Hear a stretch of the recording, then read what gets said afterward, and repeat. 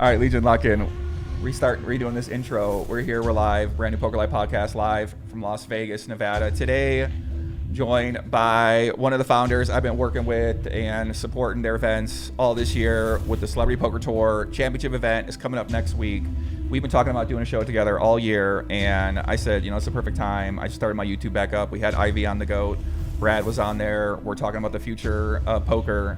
You're helping to create your own version of poker that has been growing, that's been getting successful. You've been getting millions of people watching poker through all these clips and through the events. And I said, hey, let's get you on here. Let's talk about your story, your relationship to poker, and yeah, always want to have you on. So Blake Wynn, appreciate you having me. Yes, sir. We've been talking about this for a while, so I'm excited to make it happen, and let's do it. I like the way you said it. It's a version of poker. It's nothing like what you do with Pliska or Ivy or Brad Owen or even what Wolfgang traditionally does or what you traditionally do. I mean, there's so many people you can name.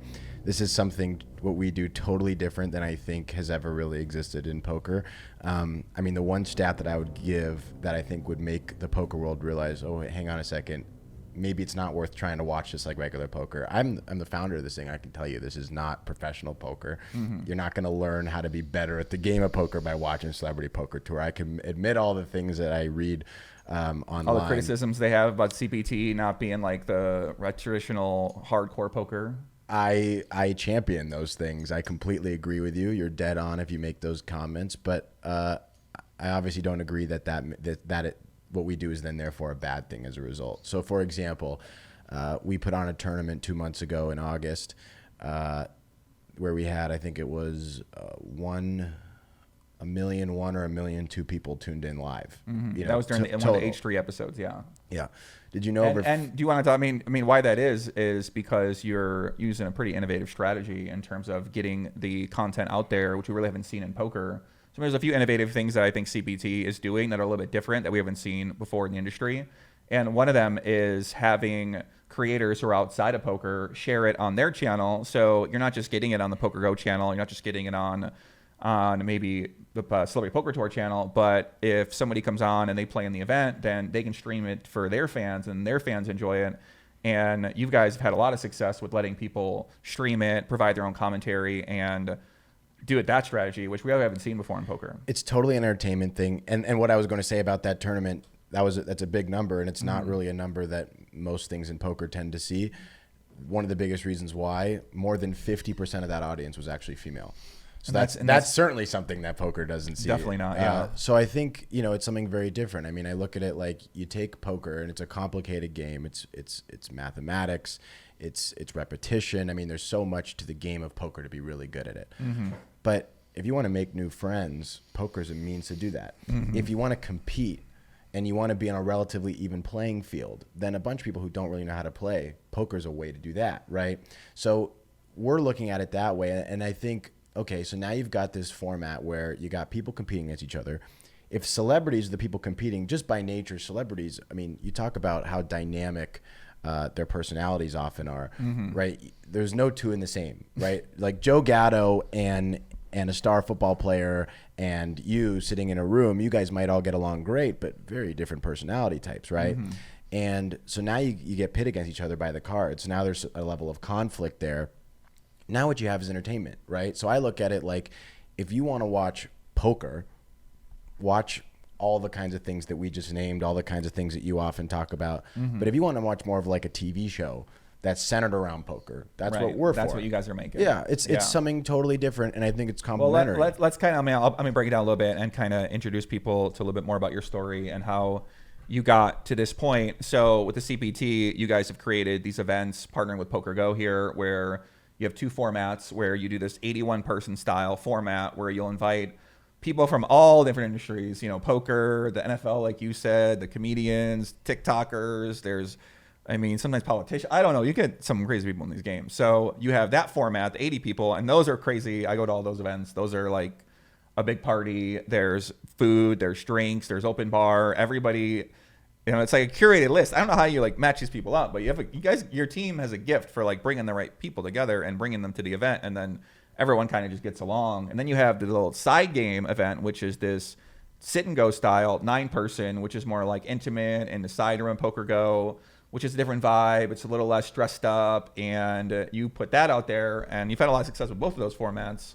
So, maybe talk a little bit about like how did you come up with this celebrity poker tour idea? Because your background is in content creation, your background is in YouTube, your background is in making your own videos, and then you transition more to working with the marketing agency and being more of a service middleman broker between the content creators and between the big companies. So maybe tell people about your story leading up to CPT and how this all came to be.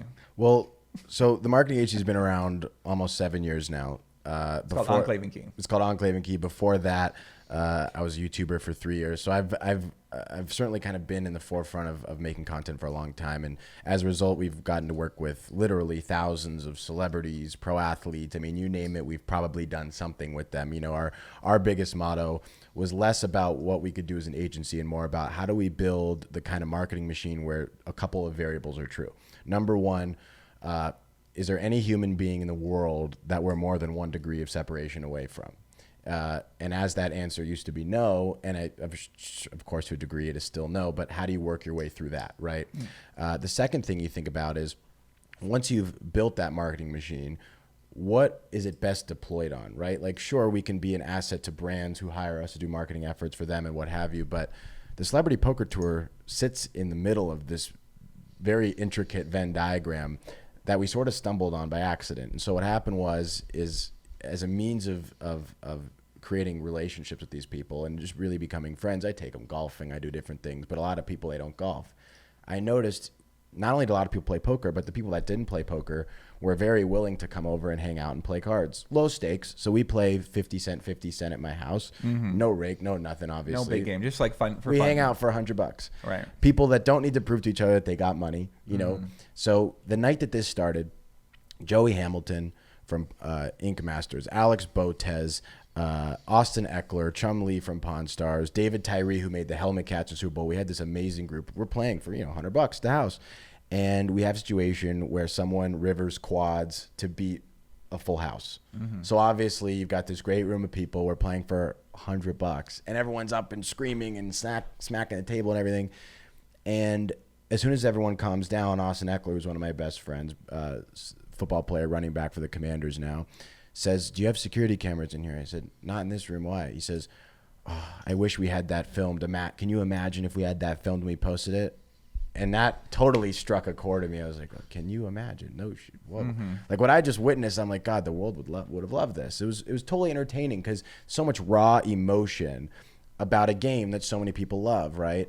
As it turns out, I grew up with Jules Katz, who, for those of you who don't know who that is, that's of course okay, but her father... Shout out to Jules. Right? Shout out to Katz. Her father started Poker Go, Carrie Katz. So I reached out to Jules.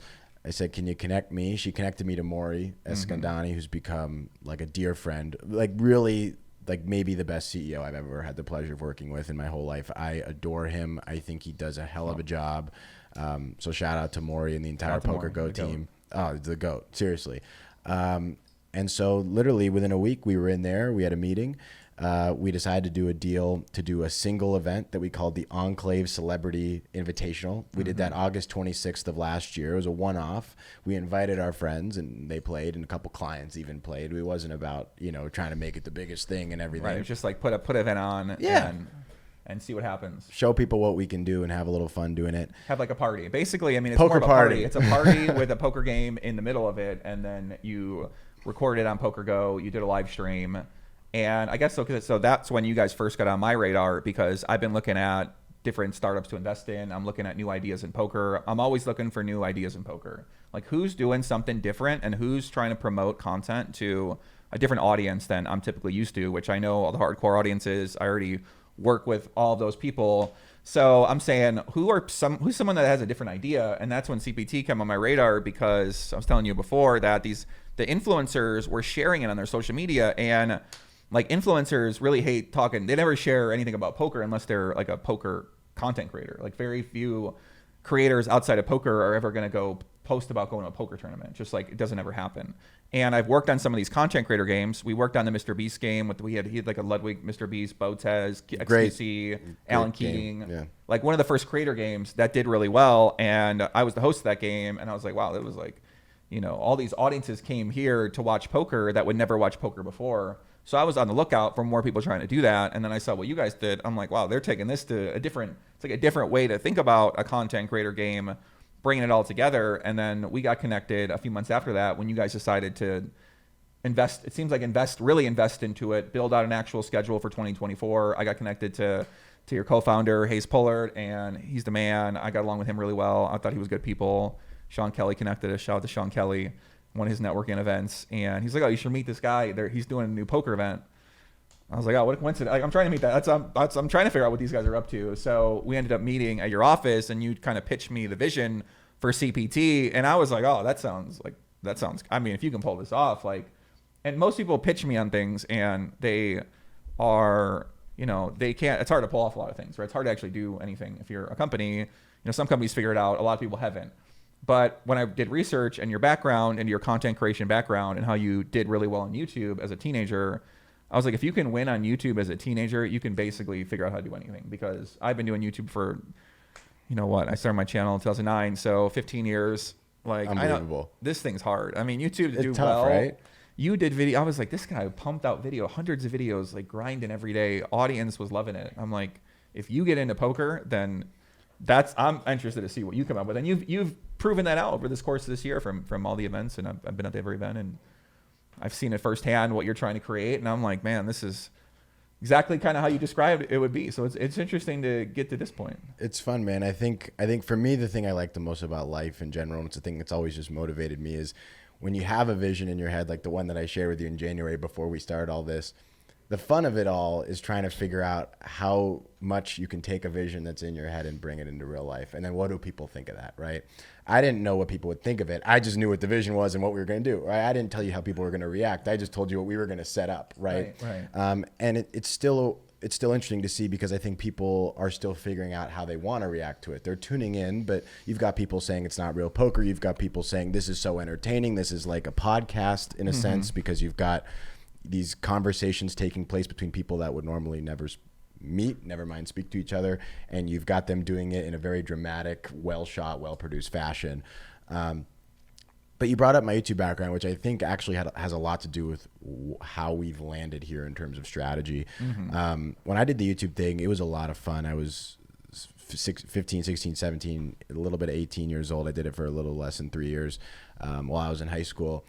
And I felt like at the time I was really at the top of the sneaker niche. Now the sneaker niche is a small niche. It's and in size, it's actually roughly the same size as the poker niche, I would say, at that time. Now it's gotten smaller because YouTubers aren't doing it anymore. But back then, there were a handful of us who had 500,000+ subscribers and what have you. And we were getting, a couple 100,000 views a day. It was a very cultish audience because everybody who likes sneakers, this is what they You were buying and reselling sneakers, and that was your content. You describing sneakers or breaking them down, or what was that? Not as much. So that was what sneaker YouTube was. Okay. And I would watch that. But I loved Casey Neistat. And I was like, why has no one tried making vlog style content, right? First person, show your whole life, incorporate shoes, incorporate fashion, but make it a little bit more than that. The way you shoot it, right? Instead of it being a 5-minute video, let me open the shoe, let me shoot some cool B-roll shots of this sneaker on my table, right?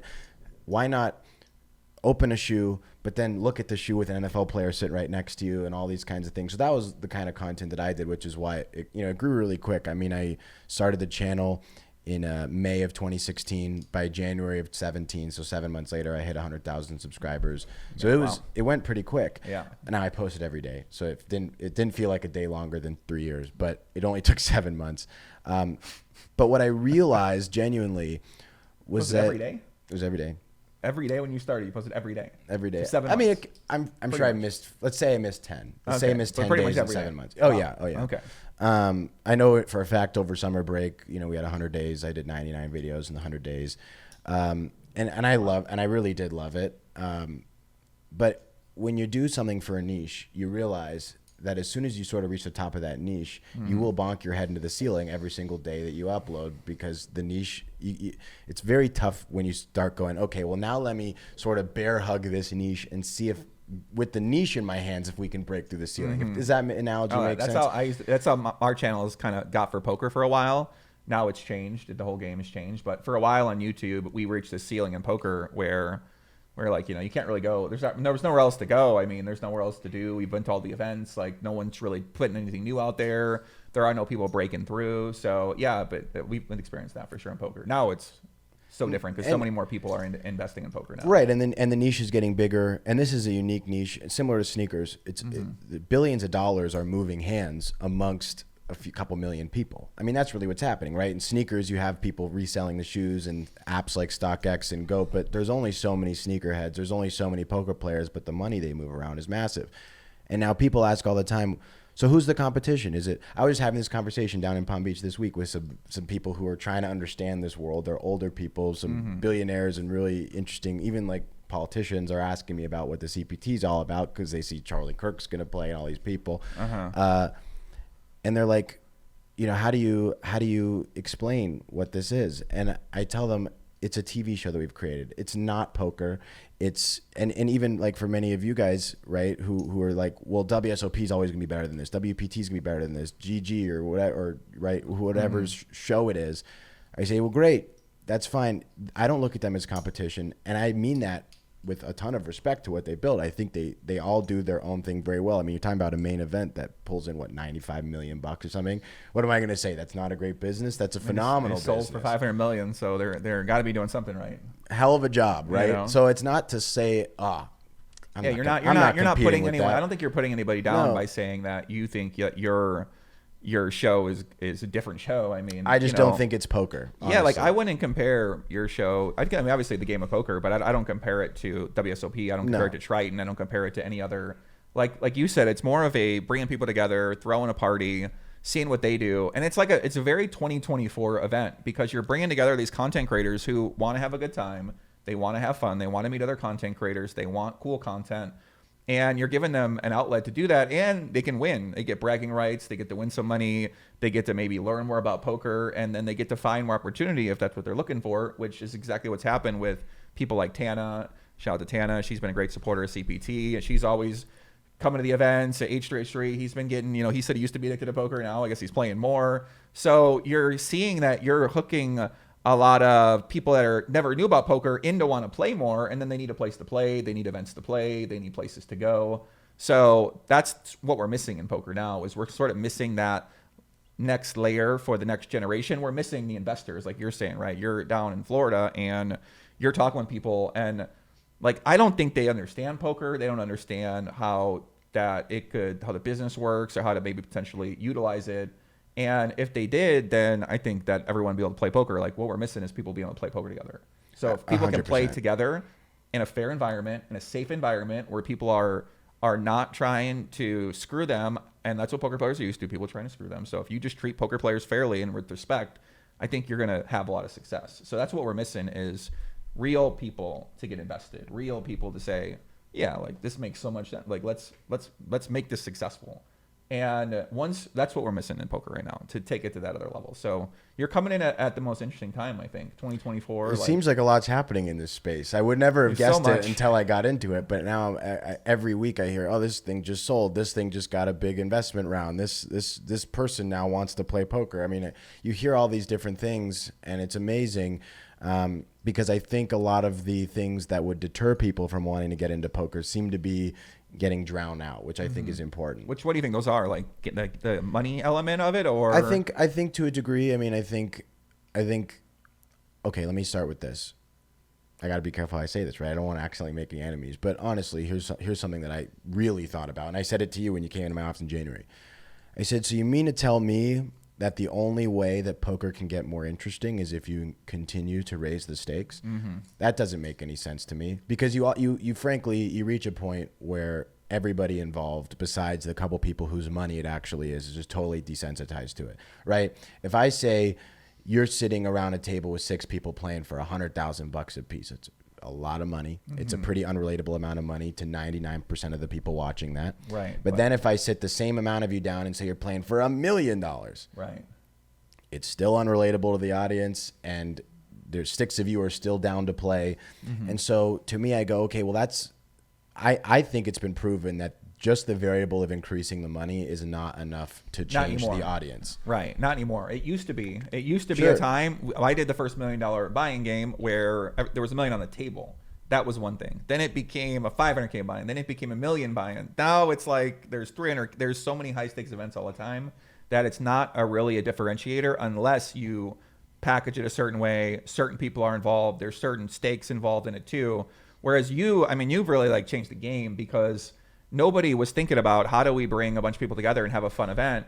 Like most of those are charity events and they're not televised. They're not content created events. Most people wouldn't think about that. And you basically said, no, we're actually going to document that. We're going to get some sick hands. We're going to utilize 2024 technology strategies, which is Instagram and TikTok, and really doing a lot of those shorts is how you guys, I think, are really doing really well right now, because you're putting out shorts every single day with all of these content creators who people recognize. They want to see them play. Like they would rather see, if you're a fan of a creator, you'd rather see the fun hand. Like you don't want to see the people that you don't know at the table sitting there staring each other down playing for any amount of money, because a lot of people don't care about that at all.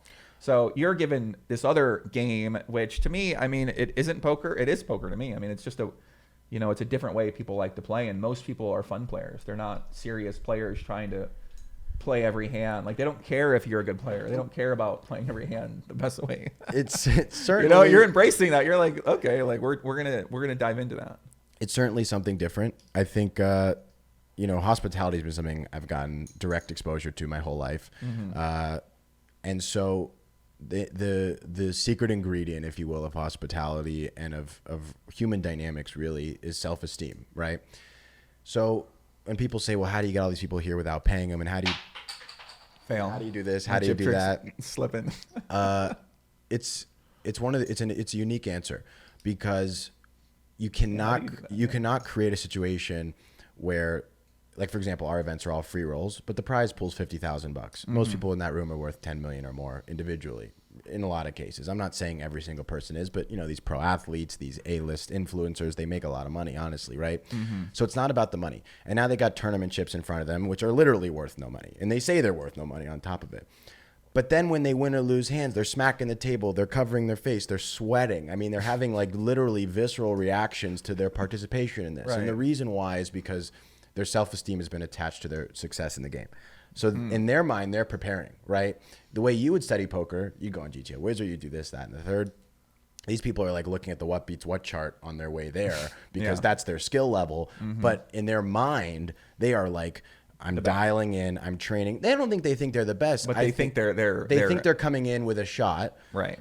And they need to think they're coming in with a shot. And by the way, with our format, they are coming in with a shot. Yeah. We've seen crazy people win. We've had some winners where I said, how long have you been playing? They said, I learned on the way here. And they show their screensaver. They made the what beats what chart that they kept sneaking a peek at, even though you could look at that. It's not cheating. Most people know it, but you can look at it if you want, right? When you attach people's self-esteem to it, that's when you create these moments where you have the Tennessee Titans quarterback who makes $10 million a year going, the flop's going to be 489, and the flop comes 489. I just called that. Did you see that? Did anyone see it? Of course we saw it. Well, we got 200 cameras on this thing.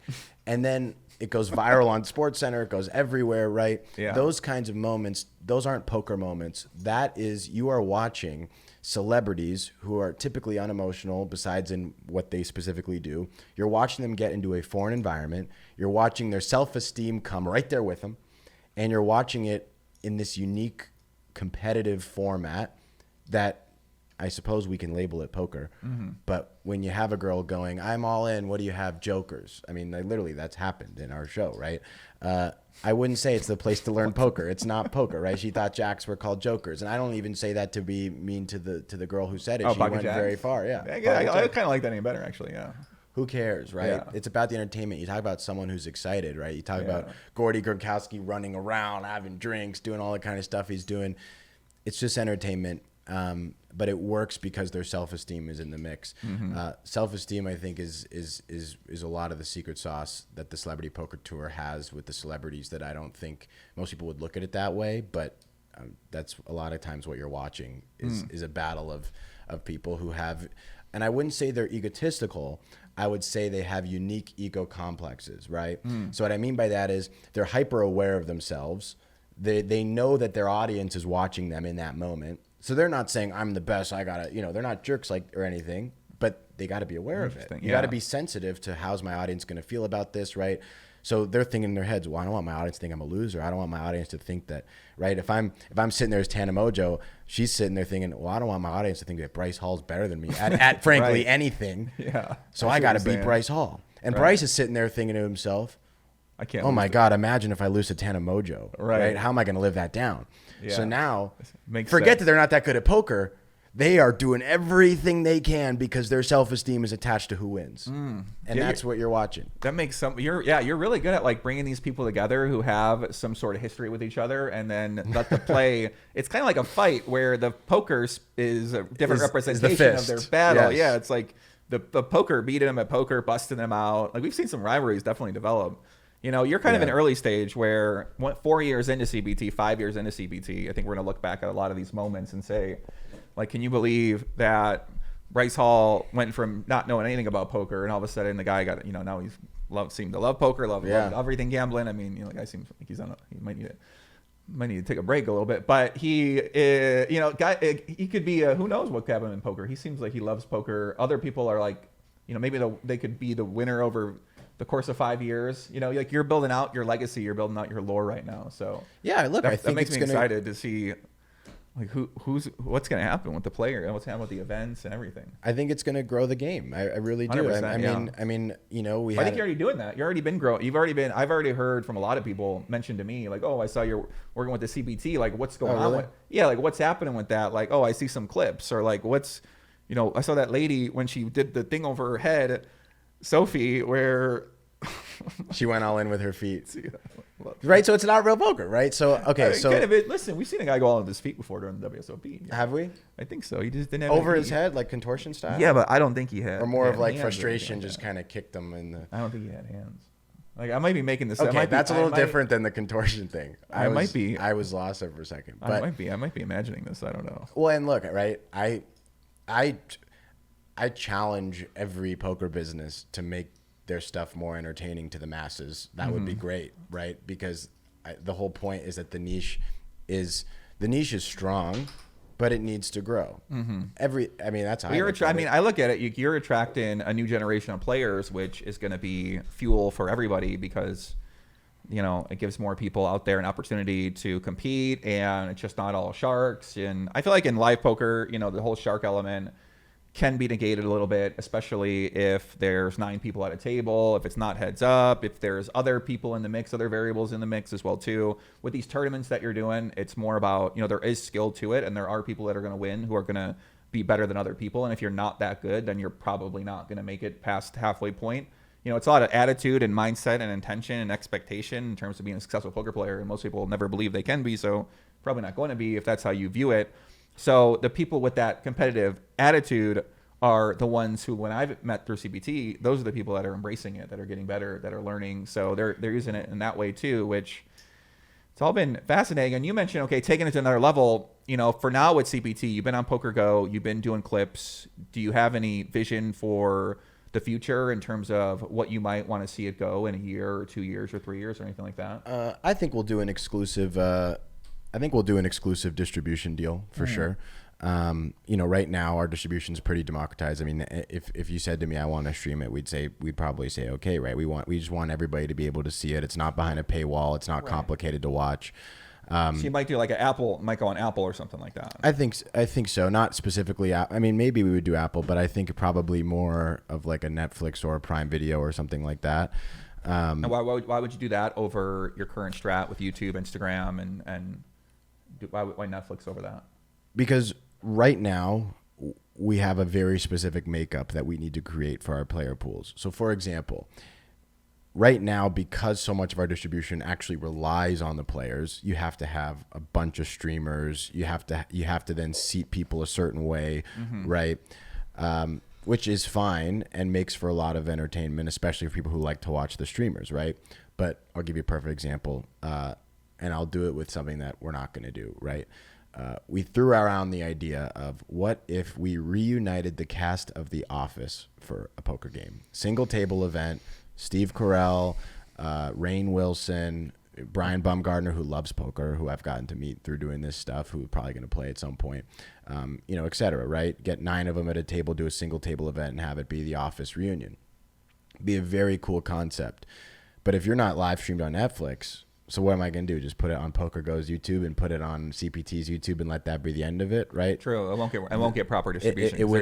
They can't put it out there to their audience. No. So I want to do a deal where we have one distributor who brings in a sort of floor of distribution.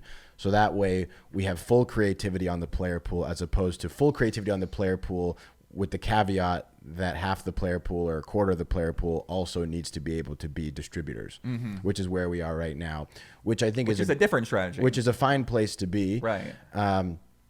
But you think being on a Netflix style, and that way you can basically bring anybody in. You don't got to worry about them promoting it. You don't got to worry about them sharing it or streaming it or this multi-channel distribution strategy, which has led to the success that you've been able to have now. Now you're saying, okay, well, Netflix can potentially put the message out there, and then I can invite anyone I know here. And then once it's on Netflix, people will probably want to be on Netflix. I think people want to be on Netflix more than they want to be on YouTube. Like there are certain people that I think it would help recruit players. Yeah. Right? If you're inviting them to be on a Netflix show, I think people would enjoy that. And by the way, I'm not saying I would stop having them distribute. I would just have a sort of hero platform that distributes it that's not YouTube. Okay. All right, cool. Had an issue with the lighting there. But yeah, so basically we're just talking about putting the show out, and we're just debating the strategies. And you're basically saying you think taking it on Netflix, taking it on something like that will help you guys take it to another level. I think that's the level you want to go to. A certain segment of what we're doing, yes. Right. But not exclusively what you're doing. Let me put it this way.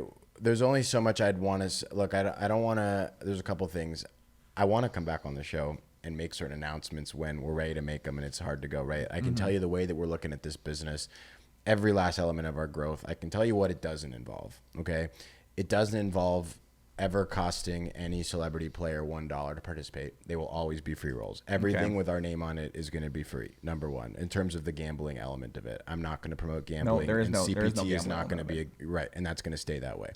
The second thing is even as CPT gets opened up to the public, if you will, and creates a way for public to participate in it, not just celebrities participate in it, it's not going to be a competitive product to the World Series of Poker, to the WPT, to the kinds of things casinos put on. The third thing that I would say is that everything that we do to grow it is going to be fueled by the question of, does this bring energy to it, right? So something that I would say the thing that's going to come next that we're looking at is I had a, like I said, it's a marketing company, right? The marketing company owns CPT, so we've got to do a lot of things. One of the things we did was we got to be a part of the presidential campaign this last go around, right? Without getting too into politics, I'm doing this. If you want to talk about a little bit.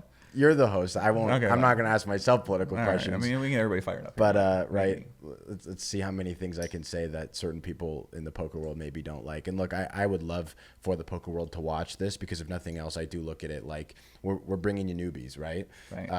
Our last event that had over 1 million viewers, over half that audience was female. These are you can't say it's not bringing new names in. Yeah, it's a brand new if you're a demographic. shark, and even if you're not a shark, and maybe you think you're a shark or you're getting closer to being one, what have you, like people who've played twice are really good opponents for you, right? To test your skills. So anyway, the point I was going to make about the political stuff is I got to travel around the country with Charlie Kirk quite a bit. And he's got a phenomenal thing going on these college campuses where all these people come and they try and prove them wrong. But what's so interesting about what Charlie Kirk does is it's not about the politics. It's about the energy. When Charlie walks out there, he's got 2,500 hats, and he's throwing them out to the crowd, and the kids are going nuts for the hats. There's an open mic, single mic, just like this, 2 microphones. He's got one, and there's one in the crowd for kids who are brave to walk up and ask him a question, maybe debate with him, maybe agree with him, what have you. But that's the whole show. But you'd think that it was like a college football game. Like the energy. Everyone goes crazy. You can tell kids have drank. The whole thing. This is like energy at its finest. Right. It's like a big debate, public debate. Yeah, and sure, in his case, political energy. But I watched this happen all over the country. We flew around Arizona, Georgia, all the swing states this time, right? But we went around all these places, and I was like, the kids are hungry for energy to come to their college campus. They want to be a part of something fun. They want to feel like they're in the mix. And that's no different than celebrities. One of the things, going back to self-esteem point, right? Everybody at the Celebrity Poker Tour feels like they're in the mix. When you're there, you feel like you're in the mix. You look around, whoa, there's a Pro Bowl football player. Whoa, there's Dwight. I know. There's the Haktua girl, right? So when I first went to the first one, I didn't really know too many people there, except the athletes, because I watch sports. But now I've gotten to know pretty much all the regulars, and I've been every event now, so I'm just talking to everybody. Follow a lot of people on Instagram, and we talk on there. So now it is kind of surreal to see these mixtures. So you'll be like, oh, there's Black China, and then it's like, oh, there's Dwight Howard, and then it's like, oh, here's one of the best boxers coming up in the game, and then you got Tana over here, and you got people I've just seen in all these different places. I'm like, oh my god, this is like overload. It's a sensory overload in there, but everyone's pretty cool, and like they all seem to want to make good content. They're good vibes. They're good energy. No one's trying to cause an issue. There's not really it's not a big ego event. No. Where you think people would be like, maybe they're going to disrespect you or treat you differently because you're not a certain status level or something like that. Whereas everyone there is just pretty cool, pretty chill, like having drinks, having a good time. You know, if they're not into it, they leave early. Most people stay forever. They want to go to the after party. Those after party tables are a little bit too crowded. I mean, you may not need the after party location, but you have the whole experience. I mean, it is so much fun. So I think I always look forward to all the CPTs. I'm always like, let me lock in, let me go hang, let me go have fun, make sure the event is success, and just kind of see what people's stories are. So I've been getting to know people there, try to make sure they have a good time. Because I noticed for you guys, you're big into the hospitality. Huge. To create the energy, and that's something I really noticed from working with you guys is that everyone on the staff is nice, and this has to be a Wynn Casino. You know, this is a big Wynn Casino thesis is like hire people that are gonna create a certain energy for the customer, and they're gonna try to make the customer have the best experience of their life. And that's what you guys are really good at in terms of the food and the drinks and giving people gifts and giving people photos, and like there's multiple different layers and free. Like you said, you don't got to pay to even get in the event. It's, you know, you guys are nailing a lot of elements like that of the whole hospitality game and the treat people with respect. That's what I like about you guys is you treat people with respect. And in poker, that's not that common. Most companies, they hate you as the player. They look at you as a dollar sign, and they literally want nothing to do with you. So if you're creating the event and you actually like the players and you like what you're doing and you want to create something good for them, I think you can do it. But most people, from my experience, you know, I think maybe it's changing, maybe it isn't, you know, who knows. But most people have been working for so long, 20 years, 25 years. Like, they don't give a fuck about anything anymore.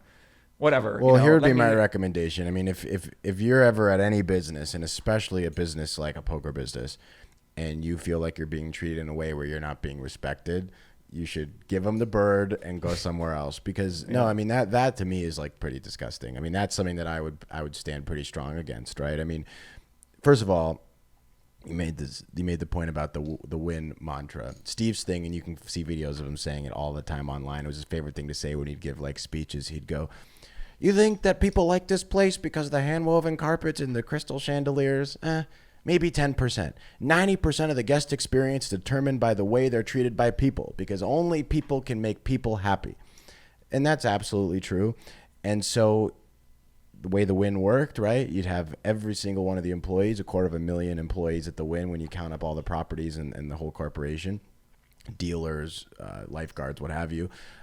They all wanted to make the guest happy. The guest runs the place. It's no different than in government, right? I made the political analogy, right? Like, a lot of these politicians forget you're only a politician and you're only governing with the consent of the governed. That is how this works, right? So when you're a business, and that's not even a poker thing, that's right, if you're a restaurant, whatever, if you don't know how to treat your customers and your guests well, I don't believe you deserve to be in business. That's like the fundamental rule of business and of society, is that the people who are treating you well and supporting you are the people that need to be at the top of the list of who you treat well.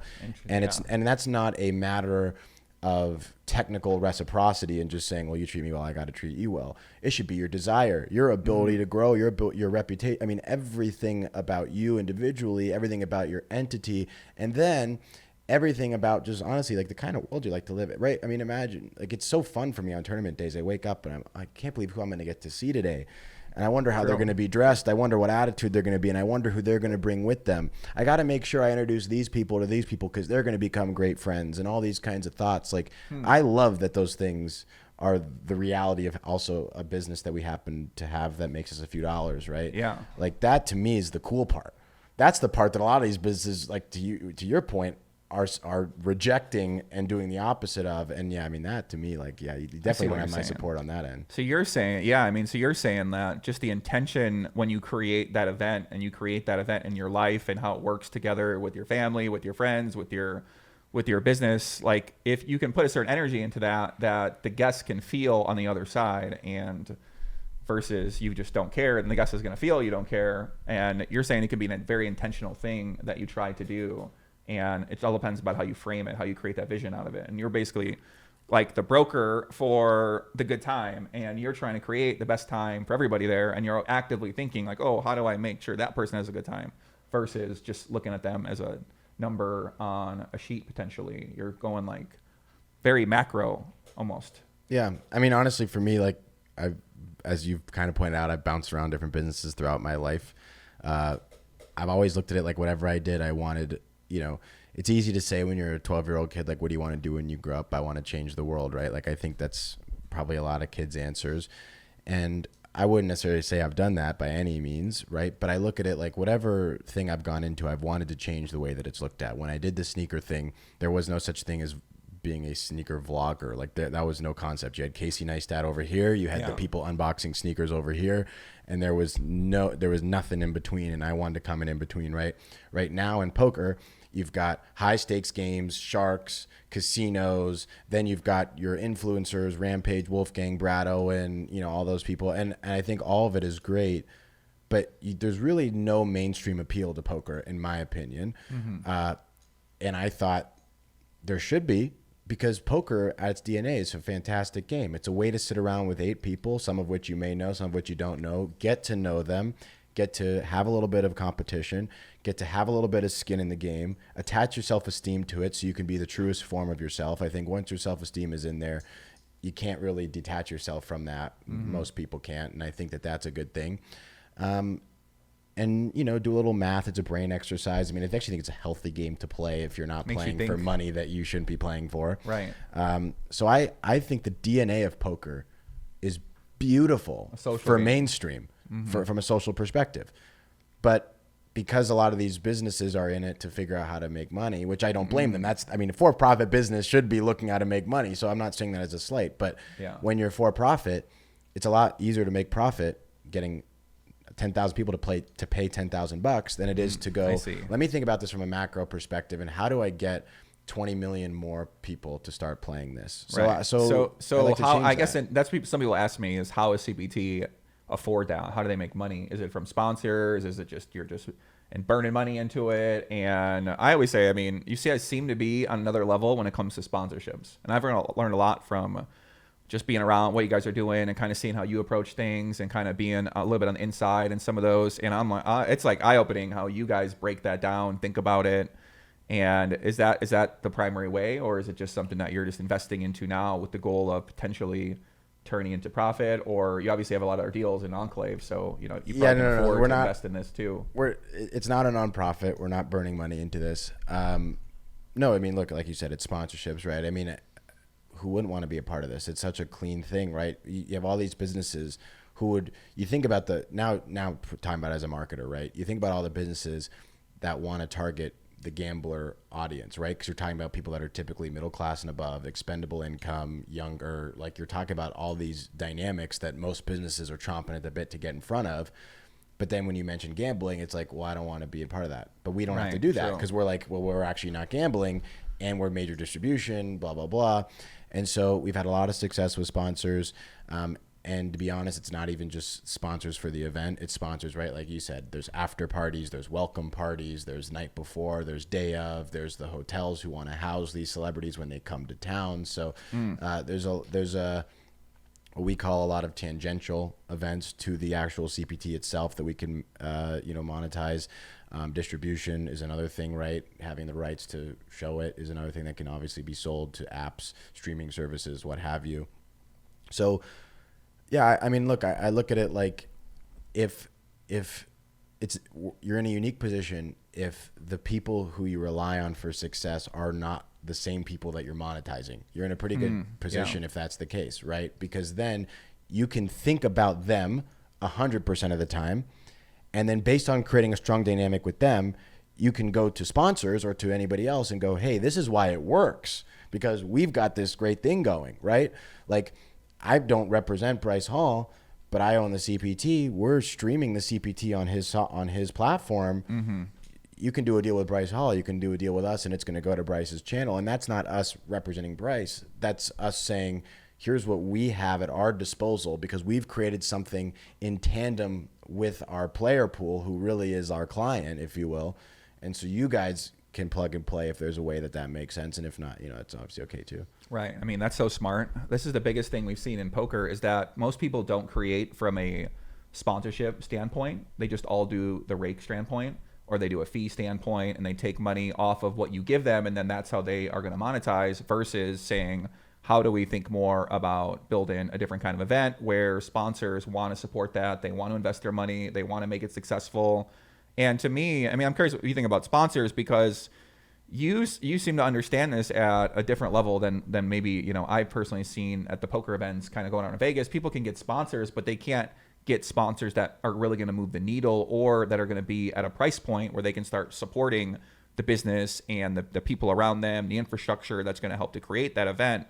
So how do you think you give these sponsors, like, what's the key to giving sponsors value so that they're happy and they want to come back and they want to pay you and they want to be a part of what you're doing, and versus feeling like, it's almost like you're fighting against the sponsor sometimes? Because I think truthfully, when most people have sponsors go into this bucket of like, here's our list of deliverables, and we gotta check those off the list. And once we check them off the list, like, we've done our job. And if they re-sign, great. If they don't re-sign, I guess then we gotta go resell somebody else or what have you. Our sponsors have become characters. Without putting you on the spot, if I said, Joey, you're not an employee, you've been to some of the events, you've watched some of the events, name CPT sponsors, I bet you'd rattle off a few of those names, right? Yeah. It comes from a place of, we've made them characters, right? Right.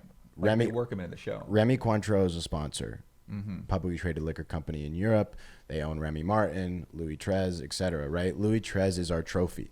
Every celebrity at the end of that game is hoisting that bottle. They want the bottle. They're cheersing the drink, right? Like, yeah, we have a liquor sponsor, but that liquor sponsor is totally integrated into the show. It's not like, here's their call to action, and like everyone watching at home is like, okay, the 20 seconds are up, right? That's not how it is, right? Fliff, another great example, our sportsbook partner, they offer betting on the event, right? Candidly, we talked to a bunch of sportsbooks about sponsoring the event. I went with Fliff because they're legal in 48 states, because they got the sweepstakes model, not the online sportsbook model. Online sportsbook model is only legal in 13 states. And I thought the most important thing that we can accomplish with Fliff, or with any sportsbook, if you will, that offers wagers on our thing, is, number one, I wanted it to be able to do free or for real money. So Fliff has the coins, which are free or cash, because I don't want to push gambling. I wanted to let it be an option to participate in the game further. But the second thing was, how can people at home be a part of this, right? Like, I love watching every random Thursday night football game, despite the fact that my Chargers aren't playing in it, because I bet on the game and I bet on player props. Like, every 5 minutes, I'm like, oh, awesome, he caught a slant, that one, or oh, he dropped the pass, it lost, right? I wanted you to be able to do that with the poker event, and Fliff enabled that, right? So yeah, Fliff's a sponsor, Remy Martin's a sponsor, but they are characters in the show. Completely characters in the show. PF Flyers, a sneaker, right, owned by New Balance and everything. They give pairs to every single person that plays. We did collab stuff for the shoes, so patches and pins go on the shoe that say CPT and have the suits of the cards and everything. Half that room by the end of the night is wearing their PF Flyers. They get the commercials. Jeff and Brent are talking about it. We have our camera crew clip that in. Like, there's a level of organic desire genuinely from, like, at the end of the day, right, like I said, our DNA is a marketing agency, right? So we look at it like, as much as it's great to have these great relationships with the players, you said it's not a nonprofit. This is how we're making our money. How are we going to do this in a way where, of course, they come back, but also, like, how are they going to crush it? Because that's how they'll really come back, right? And so they're all characters. I mean, think about, every player loves to post their odds about Fliff, right? Especially when they're the favorite. They love being a favorite, or if they're an underdog. They like it. They don't like being in the middle. Yeah, okay. If they're plus 3,000, they don't really know what that means. If they're plus 7,500, they're like, I'm the biggest underdog, I'm coming. And then if they're the favorite, what Tana did, that was when she did. That's what she got final table. I think that motivated her. She's like, they're totally. doubting me. I'm gonna make final table, and she did it. I mean, that was a crazy run by her, and she was the least liked person. 75-1. She brings it up crazy, every time. You're working. That's a sponsorship, right? I mean, right. you talk about efficacy of a sponsorship. Like, you've got 50 players talking about their odds. Like, Fliff's not paying them. We don't pay them. They're not getting paid for this. Like, they're like, oh my God, like, my name's Bryce Hall and I'm on a sports book. I mean, how cool is that? The players find it cool. They find, right? So it's this ecosystem where everybody loves their role in the bigger thing that they're a part of, and CPT happens to be that thing that they're a part of. Right. I see. So you get them, the sponsor, to buy into what you're doing too, and I mean, it's, I guess, a two-way street, because they feel like they're getting so much value that they want to be more involved in it. And if they feel like they're not getting value, then they're going to say, okay, well, how do we rearrange this to the best of our understanding? But you, as the person who is already creating the experiences, you've got so much experience in this. Like, where did you get this experience from? Is it from growing up and being around the casino, or is it from because you've been running your own business? It seems like, I think you said from 11 years old you were like reselling something, and then so you're always an entrepreneur, it seems like. So how did you learn to be this tuned in with that side of things? I've been on all the sides of the equation, honestly. Like, I know I'm only 24, but right, I've been the business owner. I've sponsored things when I was a business owner, and I've gone through what it's like when you get good sponsorship deals, bad sponsorship deals. I was the influencer, so I know what it's like when you get invited to stuff. Do you want to be there? What's your psychology as an influencer when it comes to how you're creating your content? Like, especially for CPT, and that's why I think it works with this marketing machine. Every person in that room, I've pretty much sat in their shoes. I've been the producer. I produced different, long form pieces of content. Mm-hmm. So everybody from our staff, right? I'm the CEO of the company, right? It's easy to say now. 7 years ago, I was sales, I was marketing, I was biz dev, I was, right? Because it's like a one-person show when you start a new business, and right, we didn't fundraise for it and stuff like that. So you got to keep that in mind too. That these are, everything that is right now started with $40 when I was 11 years old. True. You ran it up. And so it's come a long way, but I've gotten to be in every role. So I sort of feel like you speak all the languages. Yeah, I feel like that's a decent part of our edge, is the fact that, and I'm not saying these things are rocket science. Like, what does a sponsor want to get more business for whatever it is I don't think it's that easy. Right? No, like, I don't think it's that easy. Like, it really, if it's definitely not. I think, because for me, coming from the other side of things, where I'm more a poker player, and then I, almost by accident got this huge platform in poker. I mean, very few people were able to grow. When I was starting to build my channels, there was no short form, there's no TikTok, there's no Instagram. So I just did a lot of content because I love doing my show. I love doing my podcast. I got a lot of following. I started talking about different topics people were interested in. And then I was like, okay, well, I've never really did sponsors before. I was like, okay, well, I don't want to monetize. There was like this whole thing about not making money from your content and not taking on sponsorships. So like, I had to really learn and like study and work, and like seeing what you guys are doing, seeing what other people are doing, to kind of say, okay, it's okay to get sponsors. It's okay to want to promote things that are good products and services for your community. I had sort of had the other mindset where I was like, dang, I don't know, I feel weird about doing sponsorships ever. So well, if it's not organic, it can feel, yeah, true. If it's not organic, it's got to be something that, like you said, naturally fits and flows. It's part of what you're doing. It's a part of what your story is. And so yeah, it's interesting to hear you frame it like that. I mean, are there any dream sponsors that you want to get? Because like you said, I mean, I've been talking to people about CPT sponsorships, because I'm telling them, like, guys, listen, this is probably the best time that you might want to get involved, because right now you guys are still growing. I feel like there's room to grow in that partnership on both sides. You can perfect exactly what you want to do and how you want to be involved with this. Because imagine event 20, we're 8 right now. I mean, think about 20, think about 30, think about 40. Like, if you use the hard part is believing it's going to get there. Like, I personally, unless you go into politics, then it's the only thing I would say. Okay, so let's switch topics real quick. So you're getting deeper in politics, and are you thinking about getting deeper in that? And with that, you asked me if I'm going to run for something. Well, I don't know. I mean, I don't think it's about. I don't know much about how it works, right? So I am going to be naive. If the pros are watching, they're going to roast me and say this guy doesn't really know what he's talking about. They're going to, like, the pros out there who love politics. They're going to say, I'm naive about how some things work and everything like that. I personally don't really understand it that much, but I do know that with your skills and relationships, that if you wanted to get involved in any capacity, in my opinion, I mean, you'd figure out how to do it. if you might I not appreciate know you how saying to, that. well, you might not know how to do this job, but like if I said, hey Blake, like I'm gonna give you 1 year and I'm gonna pay you and I'm gonna say, if you achieve this, it's gonna be, something you really want to do. Like I think you figure it out. If personally. I thought I could help change the world for the better by getting into politics, I would drop everything and do it genuinely.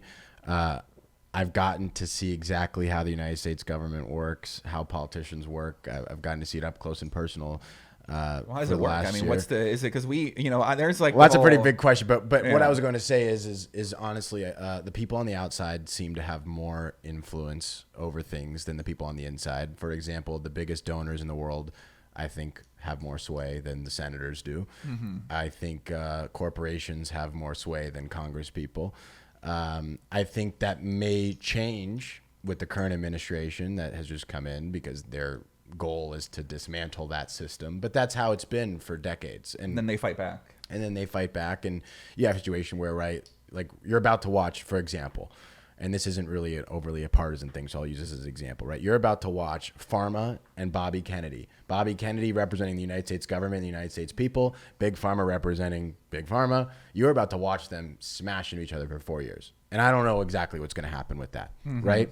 Bobby Kennedy is in a unique position where in his role, he can really change the world potentially. Like I don't know 1% of what Bobby Kennedy knows, but if I was his age and had his expertise and I also own CPT, I think in this position, have an easy time saying I'd leave it on the sideline and do what Bobby's doing because Bobby has the potential. If it's that position, I see what you're saying. To change the world. Right. I don't, right? Like I look at it like I think we can change the poker world, and that is like mentally stimulating enough for me that I really want to do it on a personal level.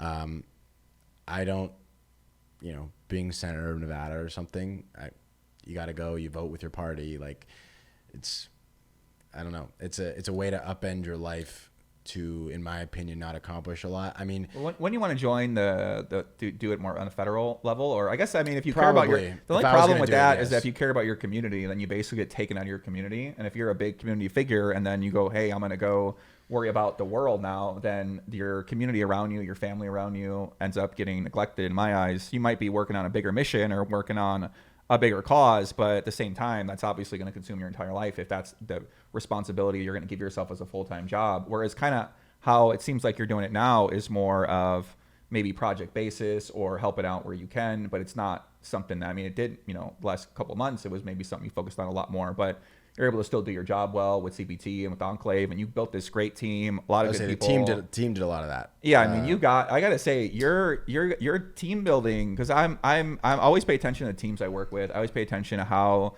the CEO treats everybody, how the executive treat the people that are the camera people or the production people, and then how the production people, how do they like their job, how do they feel about their job, how do they treat me when I show up at the event. So I'm always looking at that because that's a big part of it being a good investor, in my opinion, is you got to know the company that you're invested in, the people that you're invested in, how they're moving, how they're shaking, how they're vibing, how they're talking. And you built this like homegrown system of people that you've seemed to have collected over the years that are local, some out of town, some are creators, some are behind the scenes. And then your talent seems to be finding other good people to bring into that, what you're doing as well. So if you're going around, you're shopping around, and you're saying, okay, I need this done for my business, okay, I'm going to get that guy. Like one guy was like a 50-year-old guy I think I met in your team, and he was like, he's an OG of the whole industry. So you've kind of got to feel like the team building. How'd you get good at team building? Like I think that is the job of a CEO, right? True, yeah. I mean, look, when you talk about the nitty gritty of why does the room look so perfect, this and that, right? You look at our COO or our VP of experience, right? If you look at player pool, I'm more involved in that. You look at someone like Hayes, who's in charge of our talent, right? Like, so it's one of those things where you look at, okay, I want to get athletes to play, right? Well, who better to help get athletes to play than an athlete, right? So Hayes is the man, right? Yeah, Hayes played in the NFL for 7 seasons. He's obviously, he's super nice too. I feel like a lovable guy. People like him, even though he's an NFL player. You'd think, he's gonna he's super cool. Like you would never even know that he was at that level. Because he's just, he's just humble. I mean, really seemed to be treated everybody with respect, which I really like that. Appreciate that. Well, and I mean, I'd like to think, right? Like everyone I want to bring into this, right? That's what you had to be, a people person, right? And so you had to be in a situation where we're hiring a new girl that you'll meet. And she'll be here. She flies in Sunday. She starts the week of the event, right? And you might like. I think you like doing that because I remember I met Ben, and Ben said, it's the best time to start. First week, is this a strategy? Yeah, push him in the deep end. Right? Why not? Like, look, they can do. You'll get through this event. You'll think, holy shit, this is hard. And then I got good news for you the next day, which is, okay, this is as hard as it gets, right? And if you love it, then you'll last a long time. If you don't love it and you're totally overwhelmed, this is just probably not the right spot for you. And that's really, it's okay. It's a high stress thing. Like, I can acknowledge that everybody that works in this is high stress because, like the analogy I gave her on the phone, is, well, tell me a little bit about how you go about the hospitality stuff. I said, well, let me tell you a story about our VP of operations. Ben, who you know, who we hired. He was a financial analyst for Frankfurt Tita at the Station Casinos. Big time job. We brought him over to lead data for us and basically be a big operator for us. He's been fantastic. On tournament day, Josie Canseco, who's one of our favorite players. We love having Josie and her father, Jose Canseco. The GOAT, Jose. All-time great. Bash Pro. We love having them, but Josie Canseco, despite all the great food that we have, and I'm not saying this to slight her, I'm making a point, will say, I really want Carbone spicy vodka pasta. Can I get that? Well, we have a big team huddle up where you're not allowed to tell anybody no. So when we hear that, I might not be able to go run and do it, but I'm on the headset. Ben, we need you to go to Carbone and get Josie Canseco pasta vodka. What? Yep, right now, please. And 30 minutes later, he's back with the pasta, right? This is a nice paid guy. Just came over from working for Frankfurt Tita, one of the big American billionaires. And now he's like getting pasta for one of our 80 celebrities. But he's not doing it like, dude, I can't believe I got to do this crap for the CPT. It's not that at all. It's like he's excited to do it because he's like, this is the level of hospitality that I want to be a part of. This is what I want to help bring to the CPT. The fact that Josie could ask for this and I'm going to be the one who gets to deliver it for her, I'm fired up and pumped about it, right? So that level of course, humility, but as well, genuine understanding of what our objective is. Our objective is to create a level of hospitality that you cannot find anywhere else. My favorite compliment that I get from the celebrities who come play is, this was my favorite event I've ever been to. I was treated so well. They tell me a story about something that someone on the staff did. That's what it's all about, right? Like, to me, that's what we're more competing against, right? Like, these celebrities get invited to brand events and to movie premieres and all kinds of random stuff. And they get treated like VIPs constantly. They not only feel that way at our show, but they paid their own way. They probably didn't win any money, right? Only 9 out of 80 players win any money. So 70, 80%, 90% of that room doesn't make any money for their time and energy, but they do because they collaborate with each other and things like that and meet sponsors. Maybe they get sick content. They get that nice gift bag. I mean, you leave everybody with a gift bag too. Yeah. And plus, I feel like when they're in your network, like, you kind of keep them in the network. Like, you're very good at keeping people in the loop. Like, I'd say, like one big thing is that nobody ever sends me photos after an event. I go to all these events. People always invite me to the events, and I try to support charity events. I try to go to events. I very rarely ever get photos sent to me to post. And I always say that the key to a good event is to make sure that people get photos. And this is like a lot of event alpha that, kind of is what it is that people watch. They an hour in, they do deserve that. Because a lot of people, this is a very simple strategy that nobody does, and you guys did that really well. And you also hire one of the best photographers. So I worked with Gabby. She did my GTO Wizard photo shoot for one of my announcements. Oh, good. I was like, she's awesome. She's amazing.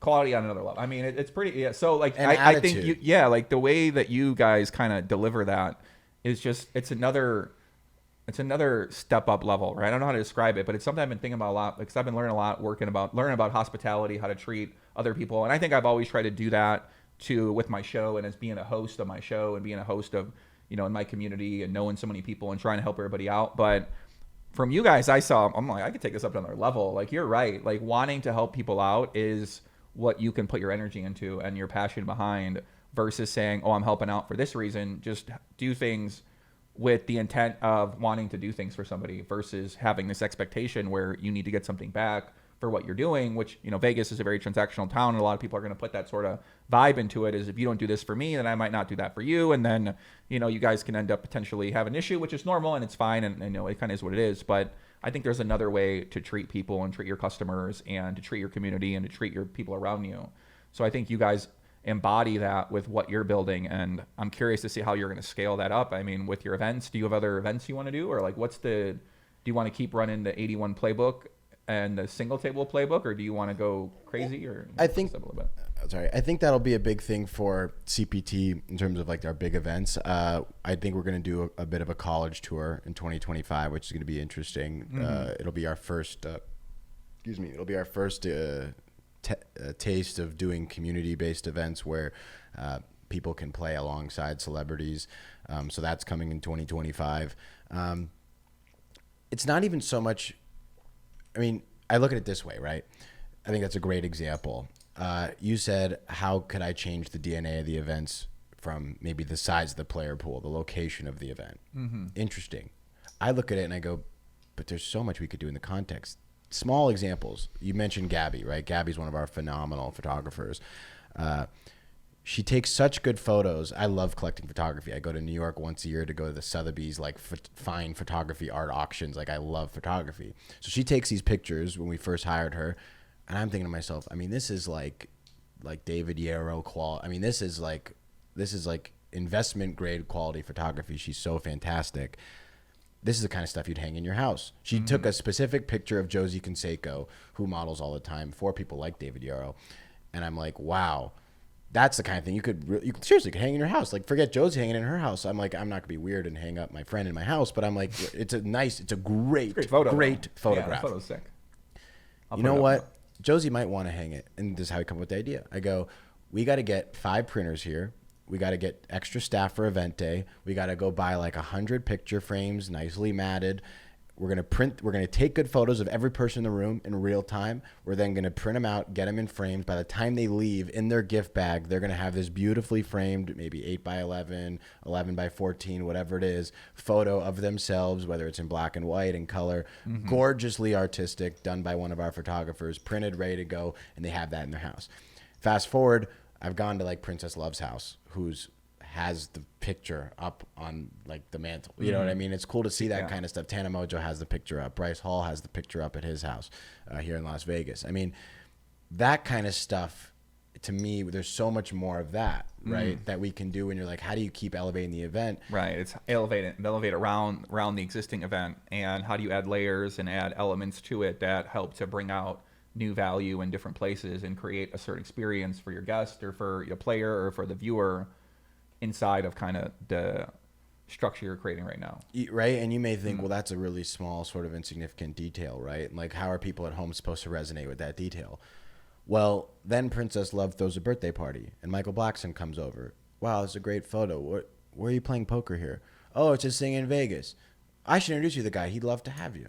Right? I mean, Michael Blackson, I met him through Princess Love, right? I'm not saying that story literally happened. Maybe it did, maybe it didn't. But for some reason, I haven't talked to Princess in a couple weeks. She sends me a text. I would love to introduce you to Michael Blackson. He wants to play, right? Is it the photo that did that? Is it the fact that Princess had such a great time that she just was reaching out to other celebrities on our behalf?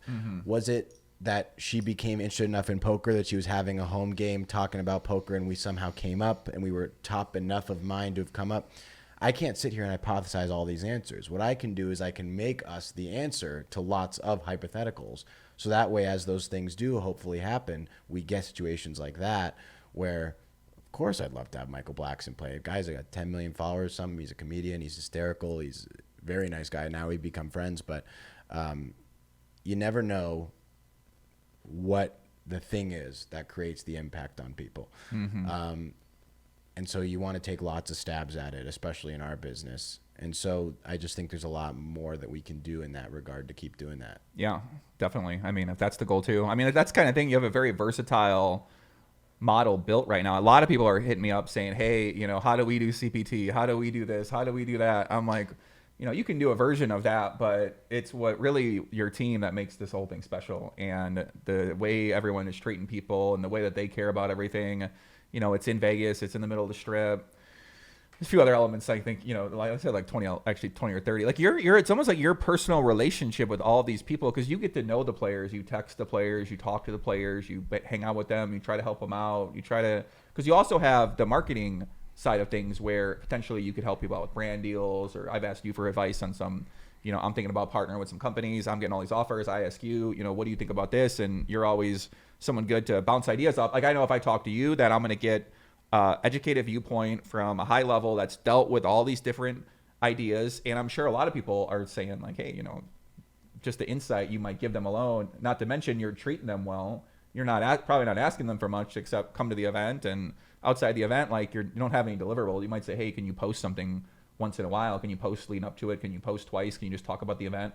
I think some people are down for that. Some people hate that. Some people love that. They want to post. They want to share. They want to promote it. And I think it's going to get to that point where everyone wants to say they're coming to the CPT. Yeah, I mean, even our last event, I think the last 3 or 4 in a row now, every single player has posted about it, that they're involved in it. I know that the same will be true this time. Look, I feel very fortunate that the energy that we are trying to create is felt by the people who come and they experience it, because in a lot of cases we can sit here all day hypothesizing how to create that energy, but the thing that actually creates it on the spot is the fact that the players themselves create it when they're there. The fact that they are excited to be there. The fact that small things, they're dressed so well, they're ready for it. It's like a fashion show. It's kind of like a Vanity Fair party. Every time I go, I try to wear like a nice, right? I mean, people say, what do you wear? Some people are dressed so well. You should have a best dressed. You should have a fashion lookbook for CPT season 1 where it's just basically all the best banging looks, like when Cammy Adams, she was like the Terminator look. When that crazy guy from Love Island, the first guy I met, he had this DeAndre. Guy's the man, bro. Yeah, that's the guy's outfit on. Him and his girl were come as like the best dressed couple. What do you think about let's just talk about some more like hypotheticals here. What do you think about like the award show for season 1? Best hand, best moment, kind of like maybe some like trophy style things, or some like some sort of like monument that you might want. Like I got the GPI awards for podcasting and for journalism and stuff like that back there. I keep them in my back. I got my YouTube plaque up here. I got an article written about one of my challenges 15 years ago. So I feel like a trophy like that people would want to put on in their achievement box, which is like a room or like something online. What do you think about that? I think so. I mean, I think it's interesting. Like it's not that I wouldn't do that. It's that I'd look at it. I'd either do it in private, at a dinner or something, or if I was going to make it public, I'd need to figure out a way that you guys watching at home could be a part of the experience. You can participate in the CPT. You can bet on a player. You can bet on to make final table, real money, fake money. You can join their stream so you can chat with fans of the same people. I mean, it's such an interactive experience. I'd be open to doing what you're saying if on a public scale, if I thought of a way to make it interactive, right? Is it something that I want you to vote on or something like that? Also, too, is it worth the marketing lift to get people to vote on best hand, best this, best that, just to be able to give these people a trophy? Because at the end of the day, it could be sure, if you do community vote, it could be one way. If you did like self-appointed, like me and the team got together, we get a panel. I don't know what's up with this mic. Let's tighten it up. But if you get together, like say we got a panel, or because I did a high stakes PLO awards. This actually, when I looked at my content, I was like, dude, I'm so happy I did those awards. The process it was like me and 60 people decided, and we had some fun awards. Like, I don't think I could do that now because people would be upset at me if I roasted them a little bit, like I was roasting some people back then. So I don't know, awards, you can do a lot of ways. I'm a big award bull. I love awards. I think awards motivate people. I know they motivated me once the poker awards came in here and I found out they're doing a best podcast award. I said, I got to win the best podcast award. I got to win any award there. I'm like, if I want to win that, I'm going to try to win those awards. So, and then I got them and I'm like, okay, that was fun. But then they kind of they weren't really rewarding, in my opinion. They weren't rewarding the best people consistently. They were just kind of spread it out amongst their friends and family. Kind of, and like once I tried to get closer in that whole world and get to know those people better, then, it's easier to get awards when you know the people better. You have a better relationship with them. If they're on the outs with them and you've been roasting them on YouTube, obviously you're not going to be getting any awards. So they're not going to give you any awards. So it's like, it depends on it's all political. It's kind of how Hollywood works. It's all Serena Carpenter gets nominated for the award. Is it because she's one of the best, or is it because she's got the right agency backing her and the right investors backing her? And Bruno Mars is number 1 on Spotify right now. Is it because he is invested in by MGM and they matched him up with Lady Gaga, who they're all probably owned by, you know what I mean? It's like there's this whole pipeline of the best people all team up and they build this piece of content, which happens to be in Bruno Mars' case, hit songs that are number 1 with Lady Gaga, with Rose, with the Brazil viral song he just put out there. So I'm like, I kind of bring it all back to poker, and that's what makes me think poker just be so different when I study those worlds. And I feel like you're kind of creating this whole version of a very necessary part that poker needs, which is celebrity games and new eyeballs and new energy and excitement and a new way to think about it and a new way to get inspired as a creator who's in poker. A lot of people are looking at you, like I said, and they're saying, how do we do that? How do we make a cool event? How do we make a fun event? How do we make poker fun again? So that's the kind of ramifications I've been seeing on my end, which I don't know if you're privy to those. Some of them, because I know a lot of people have been hitting you up. I feel like you've been talking to PokerStar. You've been talking to all the companies, right? You're kind of. I feel like you're hearing out everybody, kind of seeing what they're up to. Yeah, I mean, like I said, we started, CPT launched February 8th of this year, right? We're filming this on November 15th or 20th or something right now. So, we're 9 months in. I'm just trying to get a lay of the land, figure out who's doing what and how they're doing it, and if people like it, if people don't like it. The one thing I'll say about the awards thing that you got to always keep in mind is everybody who wins an award loves it. Everybody doesn't hates it. True. Yeah. So I'm not trying to make any enemies, right? I think everybody's a winner for agreeing to play in the CPT. Okay. So that's the other thing you have to sort of think about as well, True. right? Especially given the dynamics that we have. You're all friendly with everybody.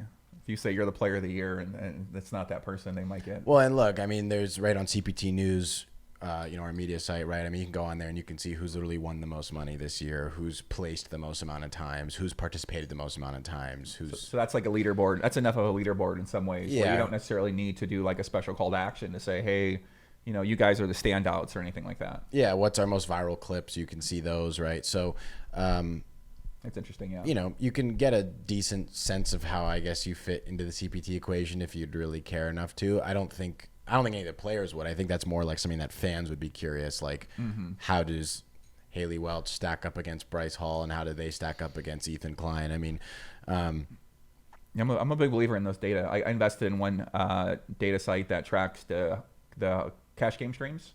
So before we didn't really know what's that company called? High Roll Poker. Okay, you introduced me to the kid. Michael, yeah. Michael, yes. Yeah. I remember for the first one. Yeah. I mean, I think he's working now. I got to catch in with him, see what he's up to. And but yeah, he's got a great idea. He basically put all the data together for all the streams, and he built this UI that's filterable. I mean, we used to have a site like this called Poker Table Ratings, which I was obsessed with. I used to love my account on there. I always tried to get the badges. I tried to win the leaderboards. Like used to love winning poker leaderboards. I still do. That's like a passion of mine. Not really making a lot of money at poker. It's always about like just doing fun shit, having a good time, winning the leaderboards, winning challenges, and that's been a big passion. So like I've been kind of looking to invest in companies that are trying to bring back that whole vibe in poker with leaderboards and with gamification and with presenting data in a different way. And when I found them, I'm like, oh my God, this is like the craziest site. Hit him up. I said, hey, like what's going on here? And he told me his bit of a background, young guy, 23, him and his boy, wow, 2-man team, like no cost. And I'm like, oh my God, these guys are, but it's a lot to, they gotta want to do it and stuff like that. So we're going to see. I got to catch up back up with them. But I mean, I love to see the data of who's winning, who's losing, who's winning the last 6 months, who's winning this month, who's the best players are, what the narrative, like what the storylines off of that data are. And in poker, most people don't talk about who wins and loses. There's almost like this like unspoken rule of we don't want to roast the losers and we don't want to call them out that they're losing so much money. And if we celebrate the winners, then by default, we're roasting the losing players, and we don't want to ostracize these people to call recognition to them losing. And then the comments are going to be like, yeah, that guy's down 5 million. Like he's, so it's this kind of like delicate balance of how much do you want to call attention to the negative, right? Yeah. Versus the positive.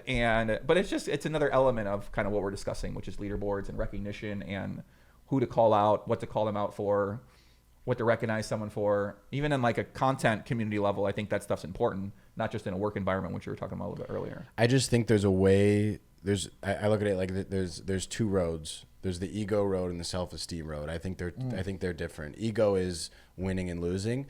Self-esteem is gratitude that you participated. Right. You know what I mean? And like I know people gives a shit about participation awards and stuff like that, right? And it's like, well, no one cares about participation awards. But if you feel like the accomplishment was the fact that you were invited to participate, and the fact that you did participate, and the fact that you took yourself out of your comfort zone and showed your audience yourself in a light that made you more vulnerable. I mean, I'll never forget Will Levis on the red carpet right before we were getting him mic'd up to go to the feature table. He's like, "You sat me at the feature table?" I said, "Yeah, you're the quarterback of Tennessee Titans. Of course I sat you at the feature table." Dude, I got to be honest. Like, I'm more nervous right now than I am like before a football game. And at first I'm like, what? Well, how could you say that? He says, well, I'm so prepared for football. We practiced all week. I've been playing my whole life. Now people at home are going to know if I'm good or bad at poker, right? That's self-esteem, right? So he's not thinking, I don't want people at home to see if I'm good or bad at poker, decide I'm bad, and that therefore hurts my ego. He's not going that far down the rabbit hole. He's just saying, man, I hope people basically find my involvement in this as cool as I find my involvement in this. Right. So he's worried about how people are going to perceive him for being a part of it. He's going for cool, not winning and losing. And I think a lot of our players are doing that. Right. I think that's a lot of the DNA of the CPT, right? Yeah. And look, there's two sides of the spectrum. It's different. I understand that at the WSOP, it's winning and losing. You spend 10 grand. Like, losing sucks. Winning is awesome. Like, I get all that, right? CPT, losing, you lose $0. Winning, you win money that's insignificant to you. So it's a different ideology for poker. I mean, that's what I've tried to explain to people with CPT. It's that, it's not really about the money. It's not about the prize pool. And a lot of people are like, bro, what are you talking about? Like, that's because they don't know most poker players don't really get that because they're only watch poker where it's all about the money and it's about who won the championship and who's the big winner and stuff like that, because that's kind of what we've grown up in the poker industry to put importance on. So it's kind of like a different way to think about it, where I play a lot more fun player poker. Like, I love charity poker events. They're so fun. I go there, I'm right there with you. Like, support the event, because I was trying to figure out, how do I support my community in real life through poker? Because it's like, poker is like you said, it's such a game where you try to beat the other person and win against them. I was like, how can I work with poker to help other people out? And I found these charity events around town, shout out to CSOP, and then I started getting invited to a bunch of charity events, and I'm like, these are the most fun. My job's easy. I show up, I just support, I invite my friends there, I invite people I know there. You guys came to one of the last events and supported out there. The CPT team showed up. So I think focusing on that ideas is what most people don't do, and they become miserable in poker, and they get burnt out, and they attach all their meaning into their job, and they don't realize, like, there's a different way to think about poker and think about the game and think about the social aspect, the community aspect, and giving back to people around you through the game and through providing that experience. So those are things that I'm finding interesting about living here, and it seems like you are also getting integrated in that whole poker, maybe live event scene, or like the charity scene, or the charity. I will. Yeah, charity. I will. will. Not. Do you want to be a serious player? I mean, do you want to, like? Are you? No. GTO Wizard right there, one of my sponsors here. And so one thing I'm always thinking about is, are people like, how serious of a studier is people I'm talking to? Like, are you using the Wizard? Are you thinking about topics like that, or are you just mainly like, I show up and I play and I'm not like putting a lot of training into it? Yeah, I mean, look, I think. It's like I said, right? Like, there's levels to preparation for everything, right? Like, when you prepare for a poker tournament, it looks a lot different than when Bryce Hall prepares to play in the CPT. Mm-hmm. But in both of your minds, you are doing what's required to give yourselves a chance to win. And I think that that's kind of what makes it fun. I think that it's nice too. Like, I think to have a spectrum of your ability to get involved in the poker community, right? Like, you can be involved in the poker community, in my opinion, if you bet coins on Maria Ho to do well at the CPT, or Adrian Peterson, just as much as AP, bro. That's crazy. Just as I've known the guy since I was like 11 years old. I'm so excited he's going to be there. But you could be as involved in the poker community by doing that as you can, in my opinion, being someone like you. Now, I understand the impact is different in those scenarios, but you are a part of the same community that person's a part of, in my view.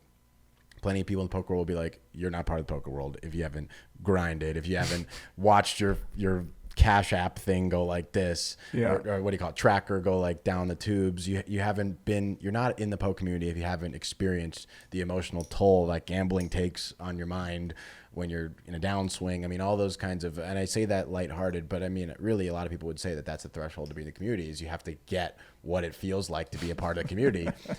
And you got to win. I mean, in poker, we start to respect you for better or worse at poker if you're winning at poker. And if you say you're winning at poker and we watch you play and everyone's like, dude, this guy doesn't know what the hell, that's when they roast you. And poker world is very, it's small, it's niche, but depending on where you're at, there's a few different pockets. There's the community comment section, like Rampage, he's getting roasted right now. He ain't winning, right? Yeah. Wolfgang's on a big upswing. He's the man. He can do no wrong. Wolfgang, he's the god. He's winning this. He's winning that. Shout out to Alvin, who's been coaching him, working with them, and one of my coaches. So, it's all about results. Are you winning or are you losing? If you're losing, you suck. If you're winning, maybe you got it. And even Daniel Negreanu goes through the same thing, and he's one of the poker goats. He still gets. He's not winning this year. They just have. Yeah, the bracelet. He had gone a long time without getting one, right? Yeah, I mean that's how people's mindset works for poker at the competitive level, and that's really what most people tend to know. So now we're having like a merging of worlds where the fun player world and the high stakes private game world's coming in, the competitive world's coming in, and now we're building the new poker world. Who these people are going to be in America, who these companies are going to be. The World Series of Poker just got about $500 million. WPT announced they're opening up the Club Gold, which I know we talked about a lot. What do you think? What are your thoughts about that? You think something like sweepstakes poker could be successful like that, or what are your thoughts? I don't know, honestly. I think they will have not a super hard time acquiring players and users. It seems like it has a lower barrier to entry than a lot of things previously have had as far as competitive poker goes. When you're talking about, now this has nothing to do with WPT. I'm not their lawyer. I don't know enough about it to say this. This is a more broad statement. If you are a sweepstakes model business that is legitimately dealing in gambling, the United States government will be a roadblock for you forever. So I think they're going to end up with a lot of legal battles, would be my guess, based on the model and approach they're trying to take. When these businesses take these sweepstakes approaches, they do so to circumvent certain gaming laws, right? You can't get your gaming license is very expensive. You have to get it state by state. To get 50 of them is impossible because half the states don't allow it. But sweepstakes, totally different ball game, right? I think it's great for poker that WPT is trying to do what they're trying to do. I would say I'm rooting for it. Like, I hope it works because it will make the game more accessible. At the same time, I think, again, I just think it's a matter of how do you involve as many people as possible and not make it a situation where you're either winning or losing. If it's that binary and those are your two options, I just think the roadmap to grow is very tough because the losers you burn out of your ecosystem at a certain period of time. I see. So you're saying you need to focus on events for players where it's not all about winning and losing. It's more about having a different experience, like the $5 million free roll, for example, could be a version of that, or more content that people aren't paying for, but they can potentially win experiences and win prizes, and giving people that don't want to risk any money an option to have maybe an even better time than someone who is, and maybe driving the game a little bit away. And this is kind of what a lot of my advisors told me too, because I said I want to do the biggest poker show on Apple to one of my advisors, and he said, well, you got to take gambling out of it. And I agree. You got to, and this is why I started looking for other ideas that aren't gambling. That's kind of how I found CPT. I was like, okay, that's true. They're like, yeah, they don't want to associate with if it's about gamble, but if it's about a competition, then they might be down to do their show on there. I'm like, okay, well, I know I know it's going to look amazing if Apple produces a show. Like, can you imagine a poker show with them? It's going to be, if they can help distribute it, the message, they can help market it, if they can help promote it, if they can help get behind it, then to me, I mean, now you're on the phone. I mean, I don't know, I don't think they're really that down to do things like that, but you never know, right? The option is there. And I'm sure to YouTube. I remember YouTube did something like that, but so that's kind of how I've been thinking about these new IH poker shows, because I felt like a lot of what I've been trying to solve in poker for years has been solved, in that I was trying, which is debatable actually, I've been trying to help share the stories of all the best players, the legends of the game, help to build the legends, build the stories, build the environment, build the community. I helped to get all these stories out there for 5 years, 10 years when nobody was really doing that. Now there's a lot more people, a lot more platforms, a lot of vloggers, a lot of there's a lot of companies getting in there, and I'm saying, okay, my work's kind of maybe done here. I got to either focus on the legality of poker, and I got to focus on the distribution of poker, getting poker out there, getting people to see it through HBO, through Netflix, through movies, through TV shows through ESPN, because if you really want poker to go to the next level, you need the right investors, people that are supporting it, that are creating content around it. And then obviously, like you said, the whole issue of being able to play with each other is the biggest issue. So it appears that with sweepstakes, that new sites have been coming up for years, like you mentioned, Fliff, and now you have the legalization of gambling in some states coming together with social casinos and with sweepstakes casinos, and now they need to find some sort of way to coexist, or you need to find some way to think about those rules. And that's where the battle is right now that I'm following, because I'm following this because I'm trying to see, what do people think about this? What are the strats they're using? Because I think the policy for gambling and poker online doesn't make any sense. It doesn't really like make a lot of whole sense. And that's been a big roadblock to having poker be something that could be really special. And there's no accountability for a lot of these sites. When they create a product, there's no one knowledgeable that goes in and says, hey, like, are you putting bots in those? Like, is this a fair game? Like, are you treating players fairly with respect? And most players aren't getting that now because they have to go play in some place that's their only option to play if they want to play. Well, and to be honest, you asked about our sponsors. We've talked to all the companies, as you know. Mm-hmm. We haven't done a deal. My biggest reason being I don't personally know at this stage in my life how to vet that there aren't bots and there aren't these things. Yeah. And at the same time, we've worked so hard to build the brand and the trust of CPT for whatever that trust is worth. I'm happy to recommend people to Fliff because I know what you're getting on Fliff. I've seen it inside and out. They were a client for years before we even started the CPT thing. Mm-hmm. I've been with Matt Ricci out of Philadelphia since he like started the thing.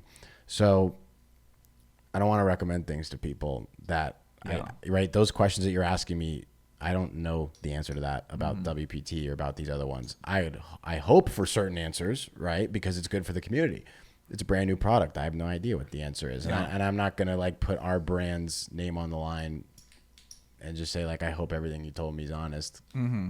Yeah. I mean, that's the same thing. I'm going to translate that to a million people. I'm in the same position. I mean, for me, I'm like, I got to put my faith in the few companies I have to work with. Like in poker world, it's a small world. And like, there's not many opportunities to really do interesting things. And as a poker player, you want to create a poker game for your fans, and there really aren't many ways to do that unless you, in Nevada, I did a partnership with the Venetian. So now, I figured out how to, like, I'm looking for the best partnerships. I'm looking for people who want to do things the right way, create a good game, create a fair competition, give players respect in the game. So, I'm kind of been out there like looking everywhere. I'm like, I'm trying to figure out, okay, who do I got to talk to? What are the rules here?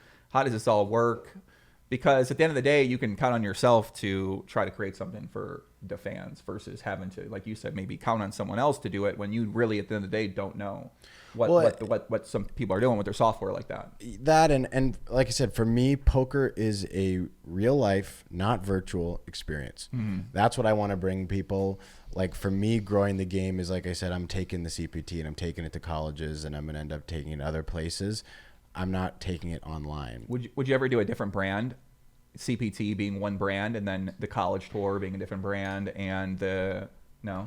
CPT is a great brand, and I'm not going to devote my life to poker business. Uh-huh. I like CPT. I like what we're doing. I like the idea of showing people what poker can be. It doesn't have to be what it's been. I like I said, I really reject the idea that poker is about the stakes, about the math, about all those things. Mm-hmm. Someone who's become a great friend over the year that we've been doing this is Molly Bloom, the real girl, not the actress, obviously. And I've asked Molly all sorts of questions. What did you do when your game stopped being entertaining to the people that would come? How did you keep entertaining? How did you treat people? Wait, she was in what was the movie called? She was in what was that movie? Molly's Game. Molly's Game, yeah, okay, legendary movie. I mean, that was a crazy story. I don't know how much that. I heard some of that movie is like not even true. So like I don't know what part of her story is true or not. So most of that movie's true from what she tells me. Or some with the lawyer that like they kind of like they dramatize the lawyer a little bit. Like she had no trouble really getting a lawyer, but. But getting her this lawyer, I was like, wait, it wasn't true. Like, what else is not true about this story? Well, no. I mean, getting her house broken into by the Russian mobsters who threatened to kill her, and the level of celebrity she had at the game, the amount of money she had on the table. I mean, it was true. It was all true. So what she taught you some stuff? You said she taught me some stuff. But again, for her too, and she ran and I could off camera, I tell you the numbers. I mean, numbers that are bigger than forget the $1 million game, like Right. the kind of This game is she like- was running. yeah, Like, I believe it. This is like GDP of small nations The was wealthiest up poker for games of all time, basically. by a mile. Wow. She explains it the way I'm explaining CPT to you right now. It was a hospitality business. She would get the food orders ahead of time. She had meticulous notebooks of what people's favorite drinks were, what they liked, what temperature what the cars they wanted to be picked up. I mean, every last detail she was meticulous about, but she ran that thing like a hospitality business. She ran it the way she'd recruit players. I mean, all those kinds of things.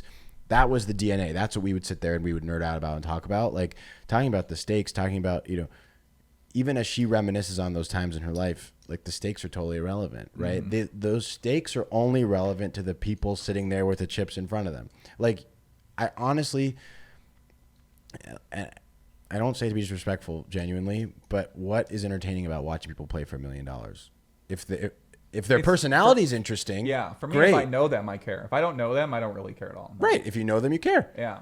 You sound like a CPT marketer. This is fantastic, Yeah, right? I You mean, know well- the people in the CPT. Well, I'm going through this right now with poker content. It's like I don't really know who. It's like because like people change so fast in the high stakes world that like one guy's here and then he's gone. The next guy, so it's like there's a lot of turnover with some of these people, and they go through spurts. They got mental health issues. Who knows what happened behind the scenes with these gamblers because they're swinging millions of dollars. So it's like, they are interesting if you did know about them, but like how many people can you really pay attention to? Like there's only got so much bandwidth for where to give your attention. You can't keep like I'm not that hardcore of a fan. And I watched it. I watched it live. I was interested. Like I said, I'm really trying to understand what makes the poker world tick and what they think of certain things.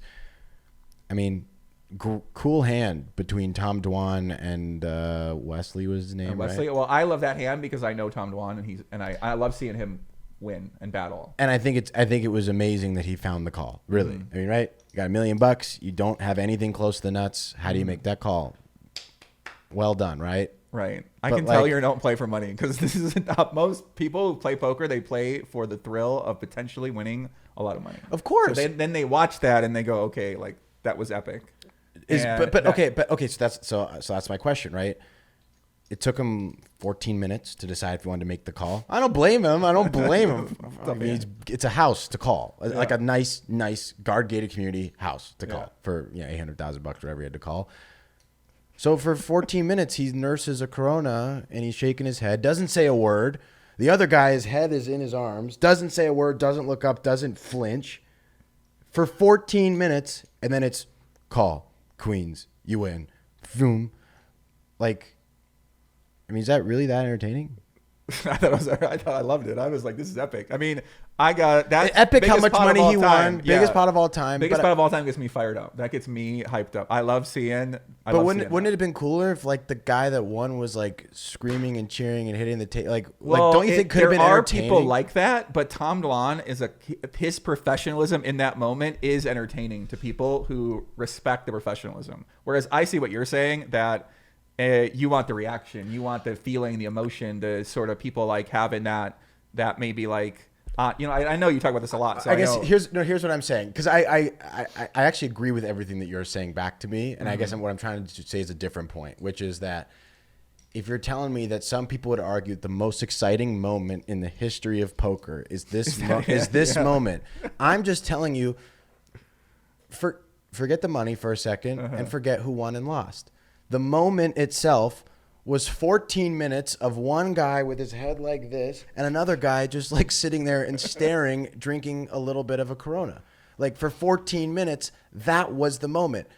Of course, amazing how much money he won, amazing play, the level of IQ, the fact that it's Tom Dwan. I'm with you on all that. I agree. Very cool stuff. But the actual, I'm just saying, if you're really going to say the coolest thing that ever happened in poker is this, like imagine you're talking to someone who doesn't know poker. Imagine you're sitting there with like, I don't know, like someone who's not into anybody who's not into poker. Say it was like, I'm trying to think of someone cool that everyone would find interesting. We talked about him earlier. Like, I don't even think people find him that interesting. Bobby Kennedy, right? Suppose Bobby Kennedy doesn't really know how to play poker. Is he playing the CPT? I don't know. I don't think he knows how to play poker. We've asked him to play, but he doesn't know how to play. That'd be epic. But take Bobby Kennedy, who doesn't know how to play. And I said, poker's really exciting and really fun. Really? Yeah, you want to see the greatest moment of all time? and I show them a video where for 14 minutes, 2 people don't make a sound and don't move. Well, you would show them a different clip. You'd show them the World Series of Poker main event where they got the money on the table and the fans are going crazy. Everyone's yelling. Everyone's cheering. I agree with that. I would show him that. I would show him that. I agree with that. Person's different. I would show them. That's more so the point that I'm making is let me put it this way: the greatest moment in the history of football. Mm-hmm. What is it? Is it the helmet catch? Is it Stephon Diggs making the crazy play in the playoffs? Is it the catch in '87? Yeah. Whatever the greatest moment in football history is, if you want to show someone why football is great, Odell's catch, you'd show them the play. Why is basketball great? You show them Kobe Bryant dropping 81. You show them Jordan making the last shot. You show them LeBron with the block in the 17 finals, right? You'd show the best moments. Yeah. So there's a legitimate argument, and I totally understand the validity of the argument, that the most interesting moment in the history of poker is the biggest televised pot. Right. But if you were showing that someone who you're trying to get him interested in the game, like I would watch that clip and be like, this is the best that poker has to offer. Right. You'd show more like people having the exciting time at the table. I'd show them in a nice place. Tana Mongeau rivering a 10 to beat Book It with Trent and LaVisca Chenault, and her screaming and them besides themselves. And I'd be like, this is the kind of fun that you can have and you can meet these kinds of people. Now, we also own the CPT, so you got incentive to want to. So fine. So take CPT out of it. Okay. But again, my point being is that analogy, in my opinion, if you subscribe to even an element of it, to me proves the only point I was really trying to make, which is that as you raise the stakes of poker, it does not get more interesting. Yeah, I mean, maybe it used to. Right. Maybe, and of course, it doesn't get less interesting. I'm not arguing that either. I'm just saying, like, there's got to be more to it, right? Yeah, I mean, okay. I agree with you. So congratulations, you got $1 million in front of you. No one at home feels any amount of that. Mm-hmm. You're stressed out. Maybe it's fun to watch you be stressed out, but also, might be more fun if you had a particularly unique personality. I mean, I think it's why someone like Phil Hellmuth has done so well. Like people in the poker world seem to not like him, but everyone watches him and everyone follows him because it's like there's something to watch. Like he's doing something. Yeah. I give Phil a lot of credit. I mean, it's hard to. I mean, it's hard to do what Phil does, right? Yeah. Like he has like no real channel of his own. Yet he's like one of the most relevant names in the poker world. Mm-hmm. Like very tough to do that. Obviously, it comes from winning. Instagram, yeah. Well, he's also. I mean, he's got a good business strategy outside of that. He's invested in companies that help promote him, and he's a big draw for people. So obviously, people want to attach to that. He's got a big network of money, of people that are going to play, that are going to invest. So if you're a company and you'd say, okay, how do I get through? Most people this is how I think a lot of people are going to think about it. Is they want to get access to the most popular people. So Hellmuth is naturally going to be a person. That actually leads me to an interesting question for you, which is who, for your CPT, are there any poker players that you'd want to have on that you haven't had on yet? Because if you've had a few guys on. I don't want to say no, but I just don't think the CPT is about the poker player. Mm-hmm. I think it's about the new poker player. I would, like Daniel Negreanu and I have become friendly over the last few months, and we text and whatnot, and he's someone who I would love to have him play, but he'd probably just win the event and probably pretty easily. And I don't know that the audience at home would think that was like super fascinating. It's nothing against Daniel. Daniel's someone I look up to very much. So, I mean, I think what he does is great, and I know he's one of the best of all time, as is Phil, who's come to our events, and he's emceed a little bit, and we've had fun having Phil there. Antonio Esfandiari is another guy who, he and I have gotten to know each other a little bit, and we've talked about him playing and stuff. Maria Ho won an event. Like, that's the whole point, right? You have a Wolfgang, you have a Maria Ho. Like, they've both played in a couple events, and they've already become champions because, of course, they will, right? They can beat these people that barely know what beats what. And I get that. Wasn't the single table, not in the 81-person one. I think the 81-person one, you can put in a Phil Ivey, you can put in a Daniel Negreanu, you can put in Alan Keating. Alan Keating, I mean, what about Alan Keating?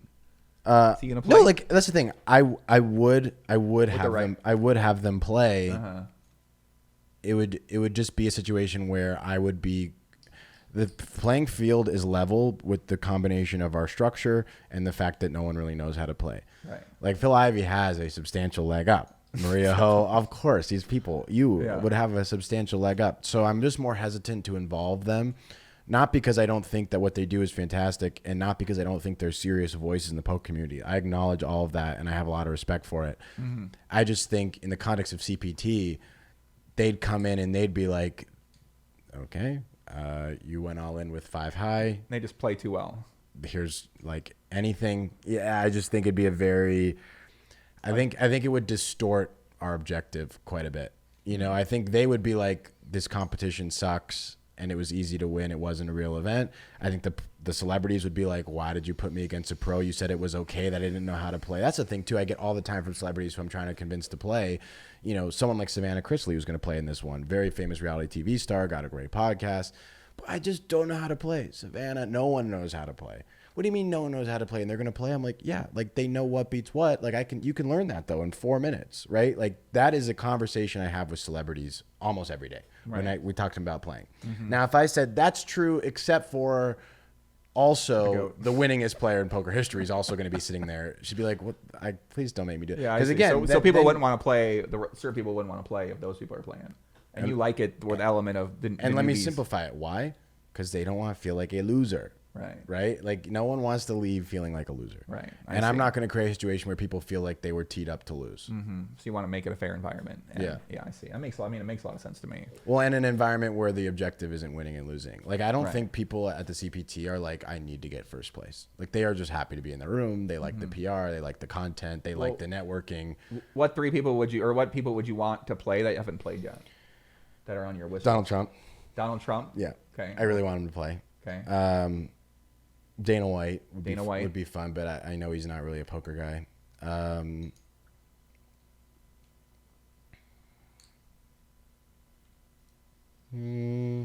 Third one. I know those two because Elon. I mean, you're kind of. I guess Elon, right? Elon, I guess Elon. I was thinking about Elon, right?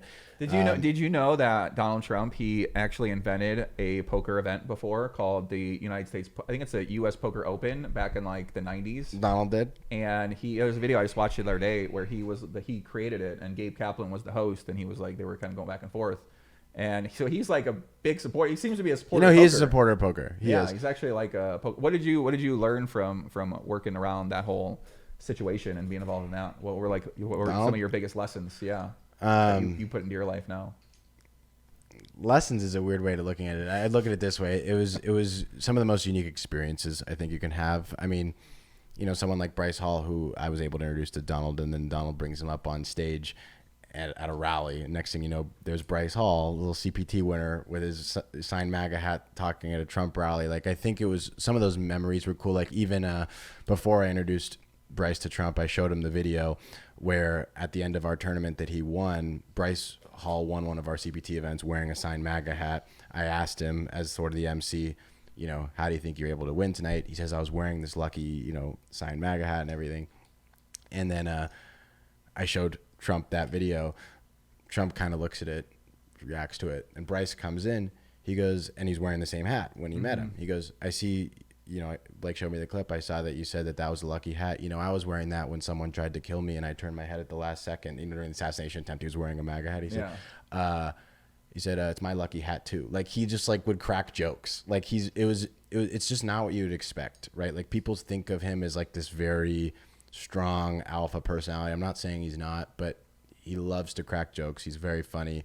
He's very personable. Like, even if you were like the biggest Democrat in the world, if you walked in a room, I actually believe you would like him within 30 seconds. Very charismatic, as by the way, all politicians are. I met a lot of Democratic politicians, a lot of Republican ones. They're all the same, if you will, in that regard, that they're all pretty instantly charismatic. I mean, if you think about how they got to the position that they're in, right, they had to raise money, they had to get voters. I mean, everything that they do requires charisma. So they all have it.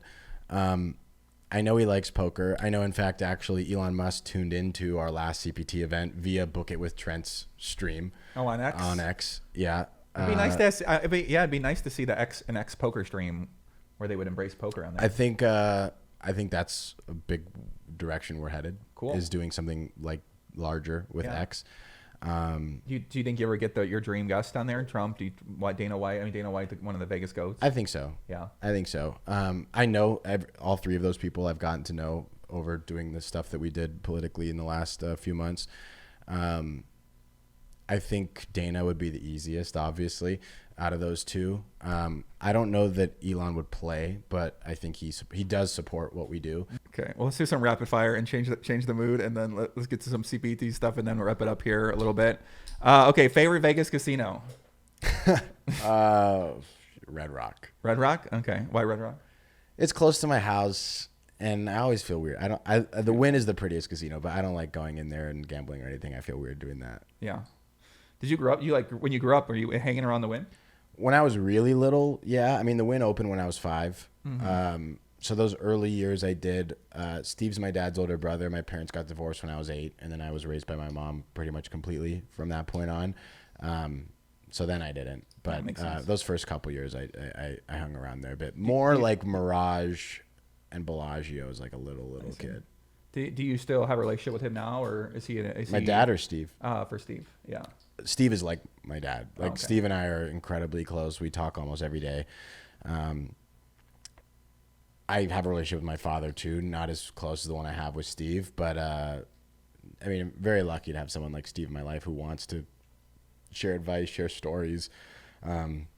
That's like the most intelligent guy in the world in my eyes, so it's cool to listen to him just like say anything to me ever. Yeah, I remember the first time I went to Vegas, get in the car, in the cab, and his voice is like, "Welcome to Vegas. You don't need to be anywhere else but here." Something like that. I'm like, whose voice is that? Yeah, and then I learned more of the lore of Vegas. I'm like, oh, wait a second, the guy, he's a part of the vision behind what Vegas came to be with the Bellagio, with Golden Nugget, with Mirage, with the Wynn, with Encore.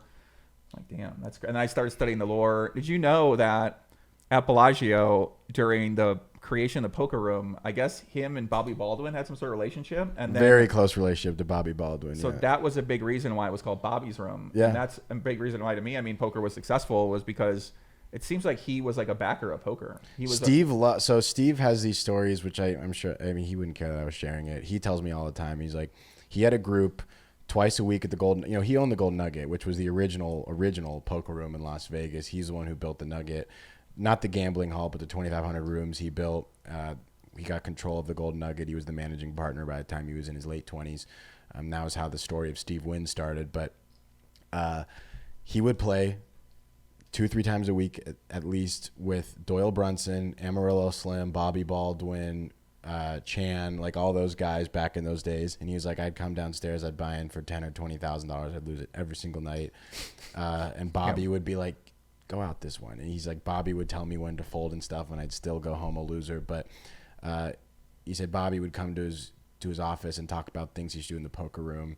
And he's like, but this kid was so smart, and I just thought he was handicapping himself by staying in poker. I finally was like, I'll tell you what, I got a much bigger job for you. I mean, Bobby Baldwin became president of the hotels. But he's like, but you got to stop with the poker stuff. Because Steve didn't get it. Like, Steve didn't get how big of a deal it was to win the WSOP and all this stuff, which Bobby did. Steve just looked at it like, all right, you're brilliant. We become friends.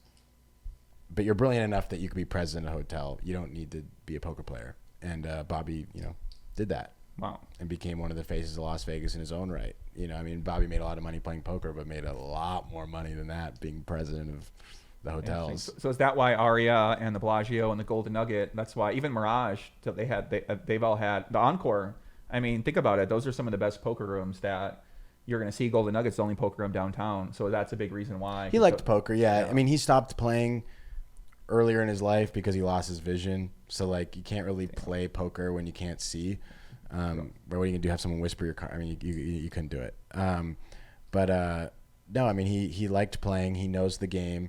I've like shown him the CPT and stuff. He thinks it's neat. He's like, so people prefer watching bad poker as opposed to good poker. I'm like, yeah. I'm like surprised. I was like, and it's interesting, right? I mean, and my answer to him is, I'm like, the unique thing about poker is, like, you take football. There's way more people that watch football than play football. Baseball, way more watchers than players. Tennis, golf, etc. You take every sport. Way more viewers than players. Mm-hmm. But then you take poker and there's way more players than viewers. That should tell you that there is something broken about the way that it's shown to people. And unlike amateur golf, where it would not be fun to watch someone shoot 100, it's actually fun to watch someone screw up in poker. It adds a comedic element. It adds entertainment element to it. Like, not a lot of that. If some right, like watching you and I like play football, like people would much rather watch like the Chiefs.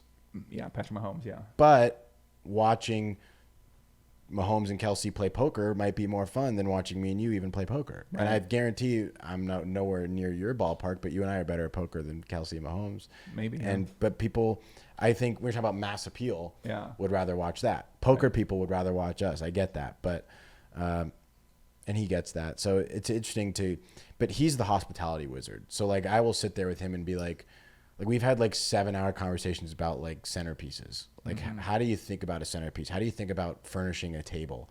Like, right, with the way you set it, the candles, the lighting, the centerpieces, the plates, the presentation from the servers, the way the servers approach. Like Steve had a rule at the Wynn. If you're a server and you were about to serve a table and they were in the middle of a conversation, he's like, I don't care if they're talking for 30 minutes. Don't walk up to the table and not talk. Stay far enough back they don't feel like you're pressuring them, and wait till there's a gap in the conversation, then approach the table. They're here to make memories and have an experience. They're not here for you. Right. Wow. Yeah. Makes sense. And so we do a lot, all those same kind of things. So he's the hospitality wizard behind. The greatest of all time. I mean, and that's not even like a biased thing. I mean, of the 10 highest performing hotels in the history of the world, he built 8 of them. Yeah, including the top 6. So it's, I mean, he really is like the hospitality goat, and he knows it. And he's nice enough to share it with me, so it's fun. That's a good advisor to have. Someone give you some game, put you on, and yeah, that's awesome. I know you got to go if you got a 5 o'clock, right? Yeah, I mean, it's okay. It's a little later. Yeah, I want to get to this rapid fire. Yeah, Let's get some rapid fire here. So, best restaurant in Vegas. For me, I'm gonna say my favorite restaurant is Sushi Samba. Really? Yeah, I love Sushi Samba. I got a special appeal there. There's so many great places though. I'm gonna say Jing. Jing. Okay, we love Chef Thomas. Shout out to Chef Thomas. Okay, go to drink order at the poker table. Shirley Temple. Shirley Temple. Why is that? No alcohol? I do drink on occasion, but I'm not a big drinker, and I mean Shirley Temple just tastes so good, right? With the grenadine and everything. All right, I'm old fashioned. I love old fashioned. Favorite Vegas show or entertainment experience? The Sphere is pretty sick. The Sphere, 2024. The Sphere is a particular act you've seen there. Is it just? I went to the UFC fight, and I was pretty amazed with what Dana did with that. I love Garth Brooks. I know he's got his show here. There's a few. I like we get all the comedians. That's one of my favorite things about living in Vegas is you get all the shows. I see. My favorite entertainment to go to for now is like CPT is one of my favorite ones to go to. Yeah, I probably should have said that. But I go to the casino. I just go to the casino every day. I go walk around the Wynn. Like I love Allegra. Allegra's great. I love the lobby bar. Lobby bar just added 2 a.m. food or 3. Our 24-hour. Listen, Blake. We got to talk about if you ever have a casino. Yeah. You got to have 24-hour food that is awesome at all times. And I think that people disrespect the town. They don't live here, that run the casino sometimes, and they don't appreciate 3 a.m. food options. So can we agree that if any of us ever have a casino that will take care of 24-hour food options and we won't just leave 1 or 2 places open for good food? What do you think? Do you agree or disagree with that? You don't like late night food either. Oh my God. I like eating late night food. I would petition for In-N-Out to stay open later, like something like that. I'm just thinking about the business side of it. I'm like, well, I know exactly why they close, right? Yeah, okay, like there's 10 people in there. True. Usually not the best crowd at 4:15 a.m. Like best case scenario, it's like Europeans that are jet lagged. Like worst case scenario, it's like people that are like way too drunk, causing problems. I'm gonna acknowledge not paying and for the agree. bill. It comes in the cost. I think about for the customer. There should be some food 24 hours at these places, like for safety, even, right? Like you drink too much, like get them a chicken finger, right? That's what I like about okay, I could go on with this forever. I'm very passionate about casino food. Okay, most iconic Vegas memory.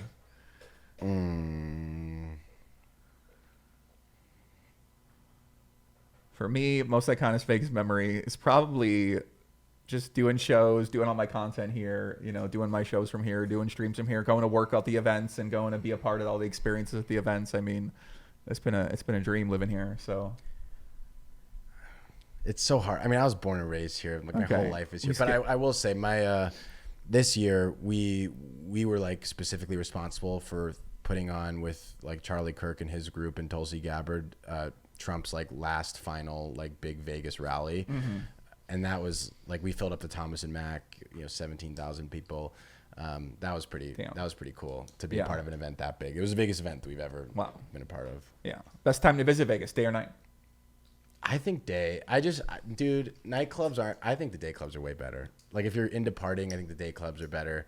Okay. If you're into like dressing nice, doing a nice dinner, gambling a little bit, then I guess night. But I would say day clubs are greater than nightclubs. Okay. Here. I'm going to go, obviously, nighttime. Nighttime's the best time. That's when all the good things happen. Slots or table games? Table games. Okay, I'm going to go table games too. Favorite Vegas pool or day club?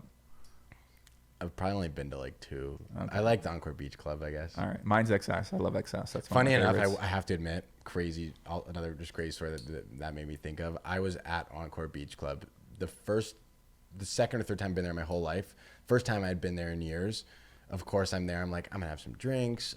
Brock was there with me. We're hanging out. We're having fun. We get a table, like everything. Like I never do this. Of course, I get a call while I'm there at, 2 p.m. Trump's been shot. It was literally the day of the assassination attempt. The one time I try clubbing, I have to like run out of the club. We got all kinds of stuff we got to do in reaction to that. So damn. I'm not a big clubber. Shout out Brock for making that call. I'm sure he loved making that call to you. Oh my No, God, Brock was with me. I got the call. Okay. Oh from my one of his God. people. You guys probably It was freaked like, out. I was like, oh my God. Well, and God. like the person said to me on the phone, was like, Trump's been shot. I'm like, what?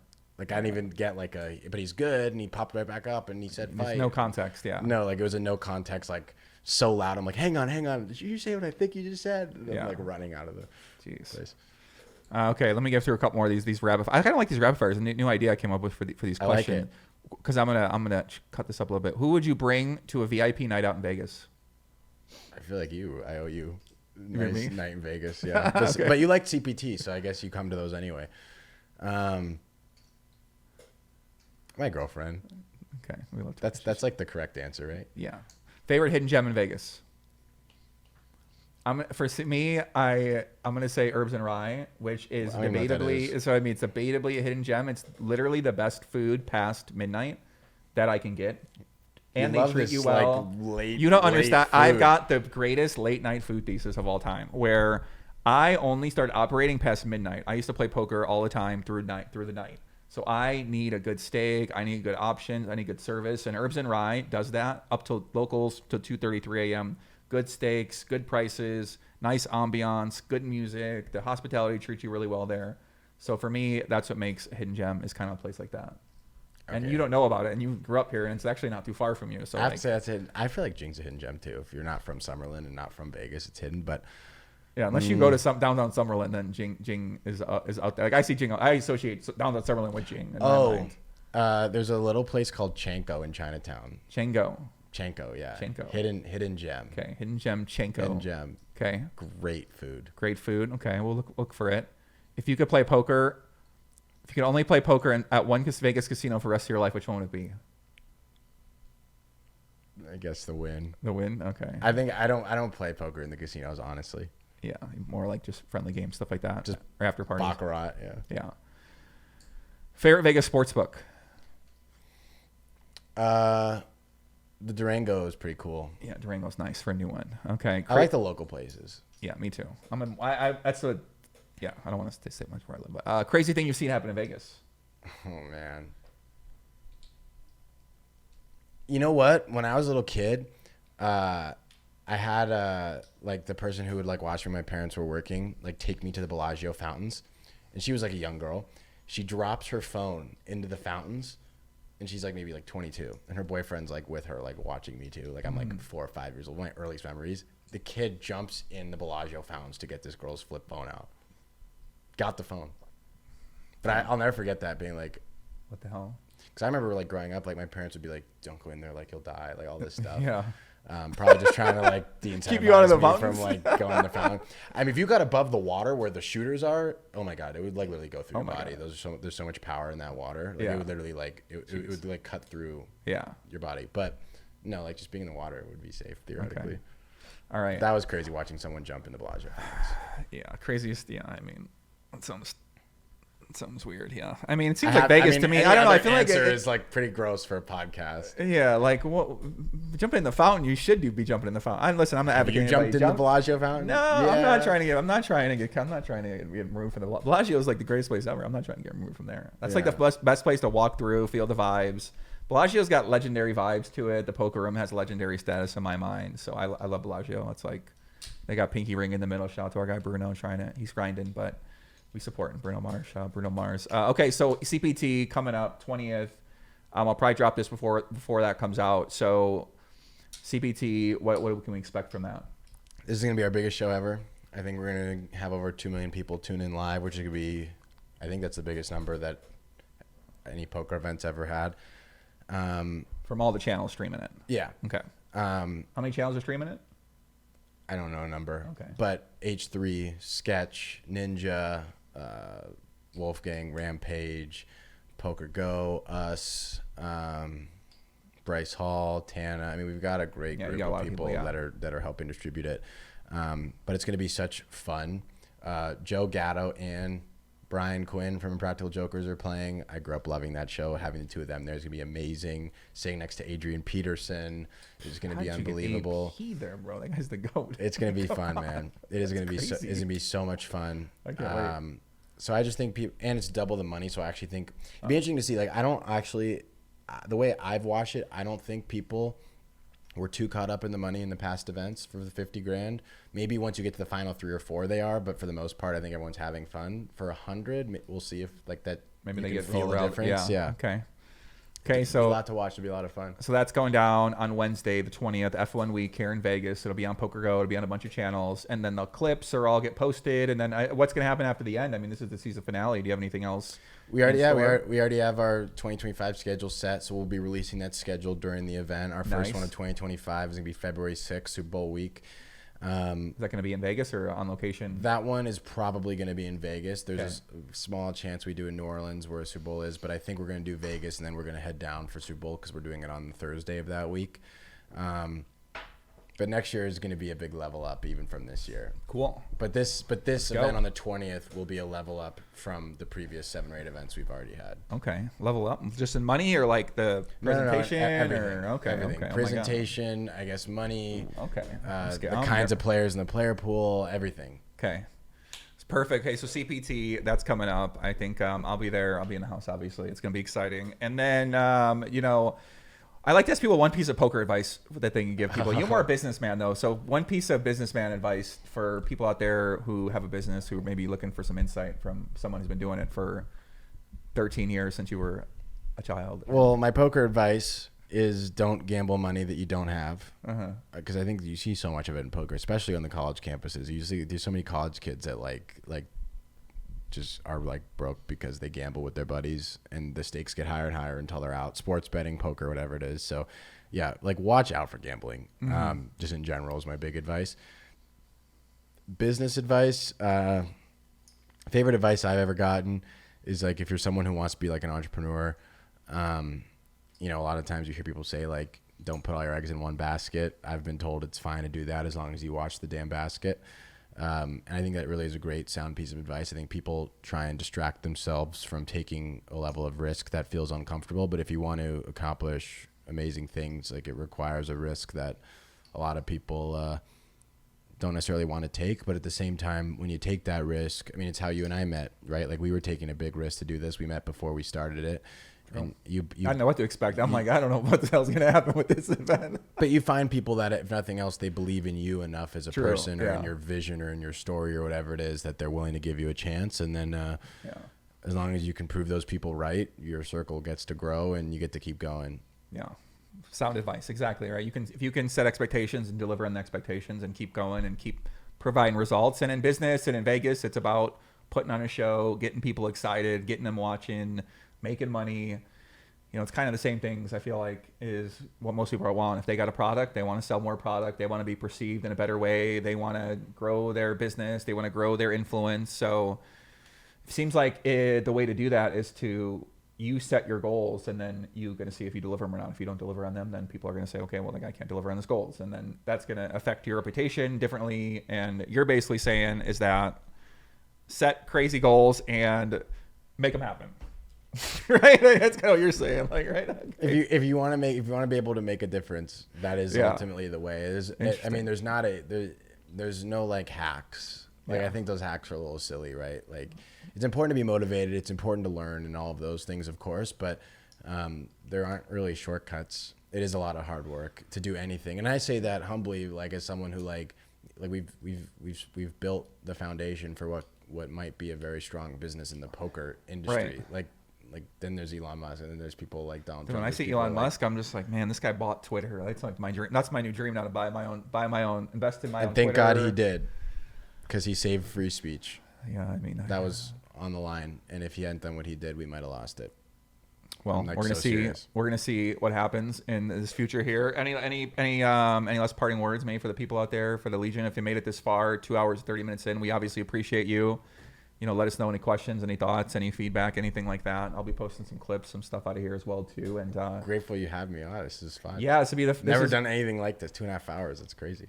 Oh yeah, I love the long conversation. I mean, we really getting started. I really like to try to show my audience who people are, and when I know somebody and I know them a little bit better than average, I'm able to ask them questions, and I know what they're passionate about. I know what they're interested in. I know what they want to talk about. I know how to ask things I'm curious about, what they're doing. So I try to bring a little bit of that to the table, and then, you know, now you're my second guy officially back in my new era, my new podcast era. So Alan Keating was first. Well, Keating was a special summer edition. He called me up and he's like, hey, let's want to do a show. I was like, not really trying to do a show, but with Alan, I love Alan. We've been wanting to do a show for a while together. So he's the guy. I love that guy, actually. He's the man. He's been super nice to me. So I had him on. We had a good time. But since then, I've kind of kept it cool. We just dropped the IV one with Brad and Pliska, and now I got a guest list lined up. This is a hard stuff to follow. People aren't going to like this episode compared to those guests. But I appreciate you putting up with it and having me on anyways. It's good. It's more for like, I always want to have you anyway. So I want to get people introduced, and then, you know, we're going to follow your story. Eventually you got to get introduced somehow. So I'm just like, let's do it now. Let's do it before this big event. Let's put it out. Maybe some people get excited about it. So we appreciate you coming in here, kid. Thanks for having me, dude. Keep up the good work. We'll be following along. And yeah, thanks everybody for watching. Appreciate it a lot. Stay tuned for more. And if you want to follow Blake, he's at Blake Wynn on Instagram, at Celebrity Poker Tour on social media. If you just search Blake Wynn or search Celebrity Poker Tour, then you're going to find his channel. If you want to stay up to date with what he's up to, you're on Twitter a little bit more now. And that's it. I appreciate it, man. All right, brother. See you good. Peace out. Later, Legion.